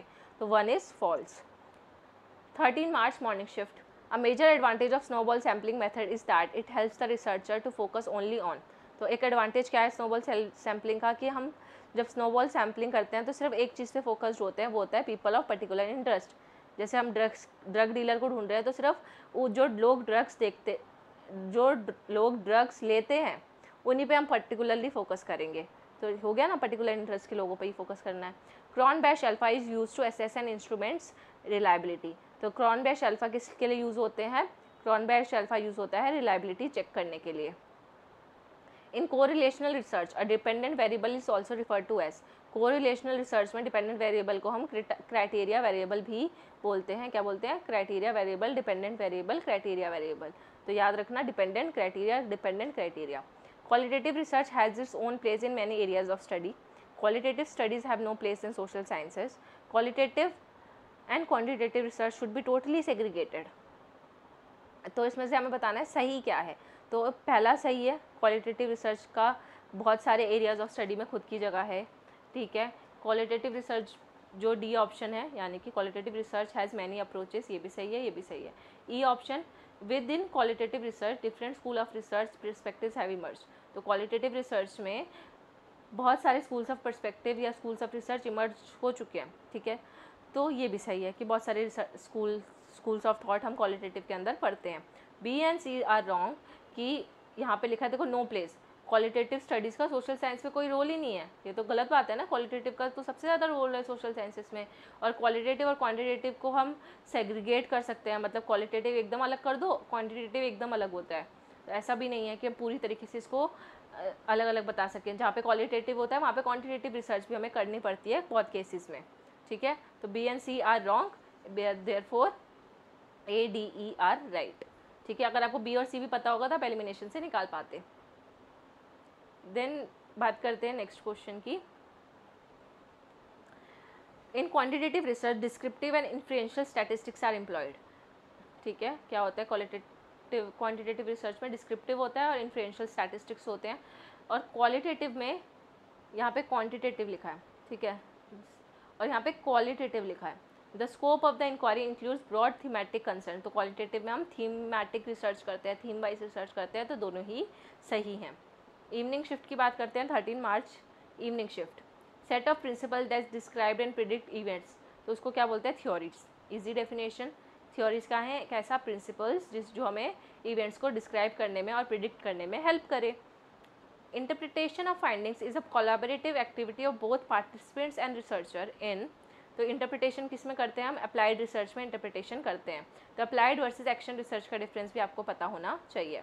एथनोग्राफिक रिसर्च कहाँ पे होती है, तो एथनोग्राफिक रिसर्च नेचुरल सेटिंग्स में, नेचुरल इन्वायरमेंट में होती है। Which of the following are the characteristics of ratio level data. Ratio level data किस में यूज़ होता है, unique, unequal spacing, negative scores, equal spacing, increasing और डिक्रीजिंग ऑर्डर, या एब्सोल्यूट 0 पॉइंट। तो ये इंपॉर्टेंट है याद करना, सारे स्केल्स याद कर लेना, ऑर्डिनल, नॉमिनल, रेशियो, इंटरवल। तो रेशियो लेवल डाटा की कैरेक्टरिस्टिक्स में आपको ये कैरेक्टरिस्टिक्स याद रखने हैं कि जो रेशियो लेवल होता है उसमें इक्वल स्पेसिंग होती है, देखो करेक्टरिस्टिक्स से भी क्वेश्चन आ रहा है, पहले सिर्फ डेफिनेशन से आ रहा था। देन इंक्रीजिंग और डिक्रीजिंग ऑर्डर भी होता है रेशियो लेवल में, और एब्सोल्यूट 0 पॉइंट तो होता ही है, ये तो आपको पता है, ठीक है, ये तो सबको पता होगा कि एब्सोल्यूट 0 पॉइंट होता है। बाकी में आपको पता होना चाहिए था कि इक्वल होती है, अनइक्वल नहीं होती, और इंक्रीजिंग और डिक्रीजिंग ऑर्डर में हम डाटा को ऑर्गेनाइज करते हैं। Operational definition are use to get the meaning of abstract concepts. तो जो ऑपरेशनल डेफिनेशंस होती हैं वो किस लिए होती हैं, ताकि हम जो एब्स्ट्रैक्ट कॉन्सेप्ट्स हैं उनका मीनिंग पता लगा सकें। Operational definition do not define how a variable is measured. तो हम ये ऑपरेशनल डेफिनेशन जो है ये नहीं बताती कि वेरिएबल को मेजर कैसे करना है। तो इसका जो होगा फर्स्ट सही है, दूसरा गलत है, ठीक है। ये सही है कि ऑपरेशनल डेफिनेशन हम एब्स्ट्रैक्ट कॉन्सेप्ट्स के मीनिंग के लिए करते हैं, लेकिन जो ऑपरेशनल डेफिनेशन है उसमें हम ये भी डिफाइन करते हैं कि वेरिएबल मेजर कैसे किया जाएगा। तो यहाँ पे नॉट नहीं आना था, क्योंकि ऑपरेशनल डेफिनेशन में हम ये डिफाइन करते हैं कि वेरिएबल कैसे मेजर किया जाए। ओके, तो ये भी याद कर लो कि ऑपरेशनल डेफिनेशंस क्या होती हैं। 14 March morning shift in case the focus, अब थोड़ा सा ही बचा है, हम 350 पेज का था, 320 पेज पे हम ऑलरेडी पहुंचने वाले हैं। In case the focus of research is to improve a school in which students are participants and research supervisors are teachers such as. तो एकदम जहाँ पे आपको इम्प्रूव वर्ड दिखे या एमेलिएट वर्ड दिखे या इम्प्रूव वर्ड दिखे, सिंपल सी बात है, एक्शन रिसर्च उसका करेक्ट आंसर होगा। सिलेक्ट, और जहाँ पे आपको इमीडिएट प्रॉब्लम को सॉल्व करने की बात हो रही हो या प्रैक्टिकल प्रॉब्लम को सॉल्व करने की बात हो रही हो तो वहाँ पे अप्लाइड रिसर्च होगा, ठीक है। इम्प्रूव की बात हो रही हो तो एक्शन रिसर्च होगा। सिलेक्शन और assignment of groups of people instead of individual respondents. जब हम इंडिविजुअल रिस्पॉन्डेंट्स की जगह हम एक ग्रुप की स्टडी करते हैं, मतलब ग्रुप को एक साथ लेकर उनसे इंटरव्यू लेते हैं, इंडिविजुअल से नहीं लेकर, based on the membership of a group. और वो ग्रुप में जो लोग हैं वो एक ही इंटरेस्ट के ज़्यादातर, ठीक है। लोकेशन और सम अदर आइडेंटिफाइड वेरिएबल, या उन ग्रुप में जिस ग्रुप को हमने लिया है उनमें आपस में कुछ कॉमन है, या तो लोकेशन कॉमन है, उनका मेंबरशिप कॉमन है, या कोई और अदर फैक्टर है जो इसमें इन लोगों में कॉमन है आपस में, ठीक है। तो उसको हम क्या बोलेंगे, तो मैंने आपको बताया था होमोजीनियस और हेट्रोजीनियस, ठीक है। तो इसको हम बोलेंगे क्लस्टर सैम्पलिंग। क्लस्टर सैम्पलिंग का मतलब जहाँ पे होमोजीनियस पॉपुलेशन को हम लेते हैं। In correlational research the description of the relationship between. तो कोरिलेशन रिसर्च में हम किसके बीच में डिफरेंस देते हैं, कौन से दो वेरिएबल्स होते हैं, तो इंटरवल वेरिएबल्स। तो ये एक इम्पॉर्टेंट क्वेश्चन, ये भी याद करो। इंटरवल वेरिएबल्स ऐसे वेरिएबल्स होते हैं जिसको हम कोरिलेशनल रिसर्च में यूज़ करते हैं, ठीक है। What are the 3 types of auto ethnography. Auto ethnography, अब एथनोग्राफी ऑटो एथनोग्राफी एक कोई गल है, ठीक है, ज़्यादा कंफ्यूज नहीं होना। तो अनऑब्जर्व टेल्स, टेल्स मतलब पता है ना किससे यहाँ पे लिखे हुए हैं, तो एक सेकेंड। तो BCD यानी कि कन्फेशनल टेल्स, इम्प्रेशनिस्ट टेल्स और critical tales are the 3 types.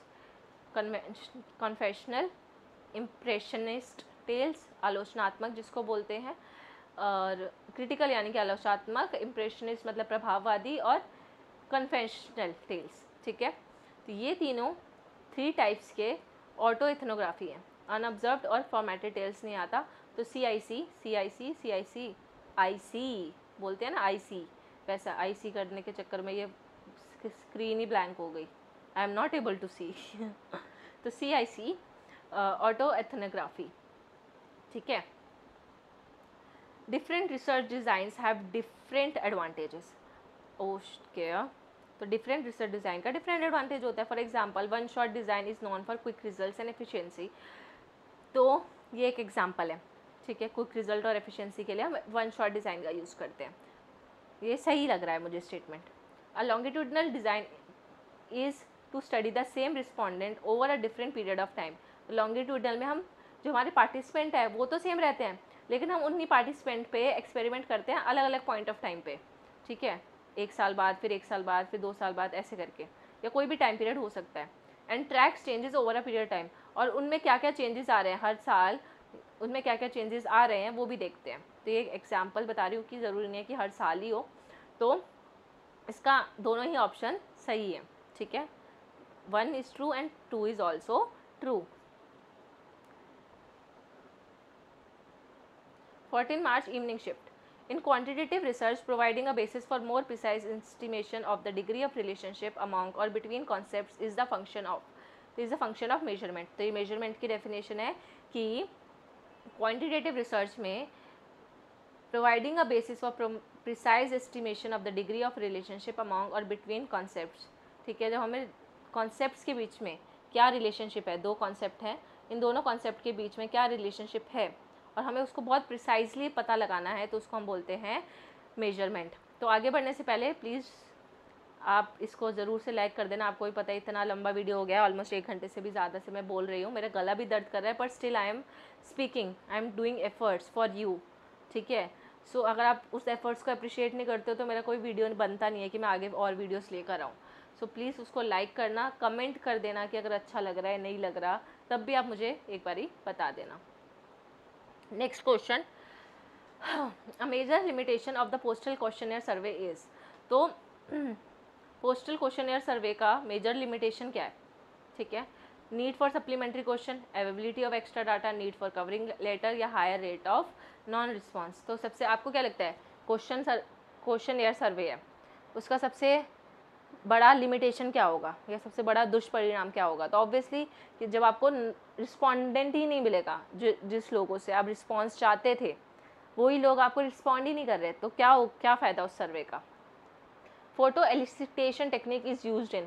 तो ये फोटो एलिसिटेशन टेक्निक हम विजुअल इथनोग्राफी में यूज़ करते हैं, सिंपल सा। तो इसमें कॉमन सेंस पे भी हम लगा सकते थे विजुअल फोटो मतलब होता है लाइट, ठीक है, और इस रिलेटेड टू आइज़, और विजुअल यानी कि जो हम आँखों से देखते हैं, हमारी जब आँखों में लाइट पड़ती है तो वैसे, ठीक है। तो फोटो एलिसिटेशन आपको ऐसे याद हो जाना चाहिए। Next question, which of the following are advantages of quantitative interviewing over participant observation. तो क्वांटिटेटिव इंटरव्यूइंग के एडवांटेज क्या है ओवर पार्टिसिपेंट ऑब्जर्वेशन? अब आप क्वेश्चन सही से समझो, यहाँ पे ये सिर्फ ये नहीं पूछ रहा है कि क्वांटिटेटिव इंटरव्यू करने के एडवांटेज बताओ, यहाँ पे ये पूछ रहा है, कंपैरेटिवली पूछ रहा है कि पार्टिसिपेंट ऑब्जर्वेशन लिया जाए एक तरफ, और एक तरफ हम इंटरव्यू ले रहे हैं, ठीक है, और एक तरफ हम पार्टिसिपेंट्स को ऑब्जर्व कर रहे हैं, तो दोनों एक तरफ हैं, ठीक है। अब इसके ऊपर इसका एडवांटेज क्या होगा, इंटरव्यू करने का एडवांटेज, मतलब आपको इंटरव्यू करने बोला जाए और आपको ऑब्जर्वेशन करने बोला जाए, तो आप ये देखोगे कि मैं जिसके ज़्यादा एडवांटेज होंगे या जो पार्टिसिपेंट ऑब्जर्वेशन में अवेलेबल नहीं होगा वो हम इंटरव्यू के थ्रू करेंगे, ठीक है। ऐसे चीज़ों को समझना होता है। तो ABC, अब इसको समझते हैं क्वेश्चन क्या कहना चाहता है और आंसर क्या था। Wider range of issues can be discussed, right. जब हम इंटरव्यू लेंगे तो हम ज़्यादा से ज़्यादा इशूज़ को डिस्कस कर सकते हैं, वेयर एज हम पार्टिसिपेंट ऑब्जर्वेशन में सिर्फ जहाँ पे हम पार्टिसिपेंट्स को ऑब्जर्व कर रहे हैं, हम वहाँ पे बहुत सारे ज़्यादा इशूज़ को डिस्कस नहीं कर सकते, तो वहाँ पे क्या हो जाएगा, narrow range of issues can be discussed, ठीक है। तो आप साथ साथ आपके दो क्वेश्चन सॉल्व हो रहे हैं, एक तरफ आपको पार्टिसिपेंट ऑब्जर्वेशन का डिसएडवांटेज पता चल रहा है और एक तरफ आपको इंटरव्यू का एडवांटेज पता चल रहा है। दूसरा, इवेंट्स कैन बी रिकन्स्ट्रक्टेड, सही बात है, इंटरव्यू लेते टाइम आप इवेंट्स को रिकन्स्ट्रक्ट कर सकते हो, घटनाओं को, जो आप इंटरव्यू लिया, आपको कोई गलत आंसर मिला तो आपने दूसरे इवेंट की बात कर दी, लेकिन ऑब्जर्वेशन में ऐसा नहीं है। तीसरा, ethical aspects of research can be othered to, तो हम एथिकली भी चीज़ों को लेकर ज़्यादा सटीक हो सकते हैं क्वांटिटेटिव इंटरव्यूइंग करते टाइम पे, ठीक है। तो ये भी इसका एडवांटेज था। पार्टिसिपेंट ऑब्जर्वेशन में ऐसा करना इतना हद तक पॉसिबल नहीं होता। नेम कॉलिंग इज़ परमिटेड, तो name calling is permitted in both, ठीक है। तो ये कोई हम एडवांटेज डिसएडवांटेज काउंट नहीं कर सकते। Outsiders can be allowed to interpret the process, तो this is not an advantage, this is disadvantage, तो हमसे एडवांटेज पूछा था, ठीक है। तो this is that's why this is wrong, ABC is the right answer for this question. Coding is an important process in grounded theory, सही बात है, ग्राउंडेड थ्योरी में कोडिंग करना बहुत ज़रूरी है। ग्राउंडेड थ्योरी क्या होती है, फंडामेंटल थ्योरी, फंडामेंटल थ्योरी का दूसरा नाम है बेसिक रिसर्च, बेसिक रिसर्च को ही हम ग्राउंडेड थ्योरी बोलते हैं, जिसमें data are classified into well defined categories, और डाटा को हम अलग अलग कैटेगरीज में बांट देते हैं। Researcher interpretation decide his or her emerge codes in grounded theory. अब रिसर्चर का जो इंटरप्रिटेशन है, सॉरी ये आगे हो गया, रिसर्चर का जो इंटरप्रिटेशन है वो डिसाइड करता है कि ग्राउंडेड थ्योरी में क्या होगा, ठीक है, कैसे कोड्स होंगे, and different types of coding are identified, तो दोनों ही सही है। हमारा इंटरप्रिटेशन ही तो डिसाइड करेगा ना, मेरा जो नज़रिया है चीज़ों को देखने का, उसी बेसिस पे मैं कोड डिसाइड करूँगी कि मुझे कैसे रिसर्च करनी है। तो सबका नज़रिया अलग होता है, सब अपनी रिसर्च अपने अकॉर्डिंग करते हैं, तो दोनों ही सही हैं। Next question, 15 March morning shift, coding research participants into qualitative variable as male and female represents. तो अगर हम जब मेल हमने एक क्वालिटेटिव वेरिएबल लिया, एक तरफ मेल लिया एज अ वेरिएबल और एकदम हमने फीमेल एज अ वेरिएबल लिया, 2 वेरिएबल्स लिए क्वालिटेटिव रिसर्च कर रहे थे। तो इसको हम क्या बोलेंगे, लिकर्ट स्केल तो नहीं बोलेंगे, नॉमिनल स्केल बोलेंगे, क्योंकि नॉमिनल मतलब नाम मात्र, लिस्ट बनाते हैं। लिकर्ट स्केल तो एग्री और डिसएग्रीमेंट स्केल होता है, जो ऐसे होता है कि एक तरफ agree, strongly agree, disagree, strongly disagree, जो आपने देखा भी होगा कितनी बार, वो होता है लिकर्ट स्केल। उसके अलावा आपको थर्नस्टॉन स्केल, डिफरेंशियल स्केल, ये भी याद करना। When observation are classified by social scientist into a system of categorization it needs, जब आप ऑब्जर्वेशन करते हो, सोशल साइंटिस्ट, नॉट आप, सोशल साइंटिस्ट जब ऑब्जर्वेशन करते हैं और वो कैटेगराइज करते हैं चीज़ों को, अलग अलग कैटेगरीज में बांटते हैं और फिर ऑब्जर्व करते हैं अलग अलग चीज़ें, तो उसको हम क्या, उसके लिए हमें किस चीज़ की ज़रूरत है, ऐसी ऑब्जर्वेशन करने के लिए हमें किस चीज़ की ज़रूरत है, तो हमें ज़रूरत है एक्यूरेसी की। सॉरी, मुझे याद आ गया था कि हमें ज़रूरत है एक बीवी की, जो एक गाना है, इट नीड्स एक्यूरेसी, ठीक है, श्रीमती की ज़रूरत है, नहीं एक्यूरेसी की ज़रूरत है। आपके में एक्यूरेसी होगी, सटीकता होगी, तभी आप कैटेगराइज कर पाओगे अच्छे से। When a fixed list of question is administered to all the participants in the same order, तब आपने एक फिक्स्ड लिस्ट ऑफ क्वेश्चन बना दिया है, ठीक है, एक क्वेश्चंस की लिस्ट बना दी है, फिक्स्ड कर दिया है, ये क्वेश्चन मेरे को पूछने हैं, ठीक है, इन पार्टिसिपेंट से ये क्वेश्चन पूछने हैं और इसी ऑर्डर में पूछने हैं। ऐसा नहीं है कि आपने पहला क्वेश्चन पहले पूछ लिया फिर तीसरा पूछ लिया, नहीं, आपने जिस ऑर्डर में बनाया है उसी ऑर्डर में आपको क्वेश्चन पूछने हैं।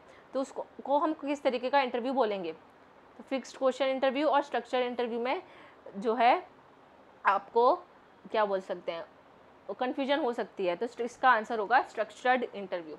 फिक्स्ड क्वेश्चन इंटरव्यू जैसा कुछ नहीं होता, स्ट्रक्चर्ड इंटरव्यू बोलते हैं जब आपके क्वेश्चन फिक्स्ड होते हैं, ठीक है। इसी में आप याद कर लो। फॉर्मेटिव और समेटिव क्या होता है, which of the following are experimental manipulation. Experimental manipulations क्या होती हैं, environmental manipulation, stimulus manipulation, instructional manipulation, तो ये तीन ही होती है, प्लानिंग और डिसीजन मैनिपुलेशन कुछ नहीं होता। एक्सपेरिमेंट करते टाइम हम तीन चीज़ों को मैनिपुलेट करते हैं, ठीक है। जब भी हम लैब में कोई एक्सपेरिमेंट कर लें मान लो, ठीक है, तो हम वहाँ का इन्वायरमेंट को मैनिपुलेट कर सकते हैं, आसपास का, ठीक है। प्लांट है, प्लांट को कभी सनलाइट में रख दिया, कभी शैडो में रख दिया, तो इन्वायरमेंट मैनिपुलेट हो गया। स्टिमुलस को मैनिपुलेट कर सकते हैं कि जो उसको, जैसे स्टिमुलस हो गया हमारा वाटर, फूड जो हम प्लांट को दे रहे हैं, तो उसको मैनिपुलेट कर सकते हैं। इंस्ट्रक्शनल मैनिपुलेशन, अगर कोई बंदा है उसमें हम इंस्ट्रक्शनल मैनिपुलेशन कर सकते हैं, उसके निर्देश जो हमने दिए हैं उसको अलग निर्देश दे सकते हैं कि ऐसा नहीं ऐसा करो, तो वो भी मैनिपुलेट हो सकता है एक्सपेरिमेंट। प्लानिंग और डिसीजंस कुछ होता नहीं है, तो ये होगा हमारे 3 ESI। The conceptual variable to be converted into a scientifically researchable variable, जब हम कंसेप्ट वेरिएबल को साइंटिफिकली रिसर्चेबल वेरिएबल में कन्वर्ट करते हैं, involves redefining the abstraction of a conceptual variable, तब इसको कन्वर्ट करते टाइम हमें क्या करना होता है, जो कंसेप्चुअल वेरिएबल है उसको हमें रीडिफाइन करना होता है एम्पेरिकल वन में।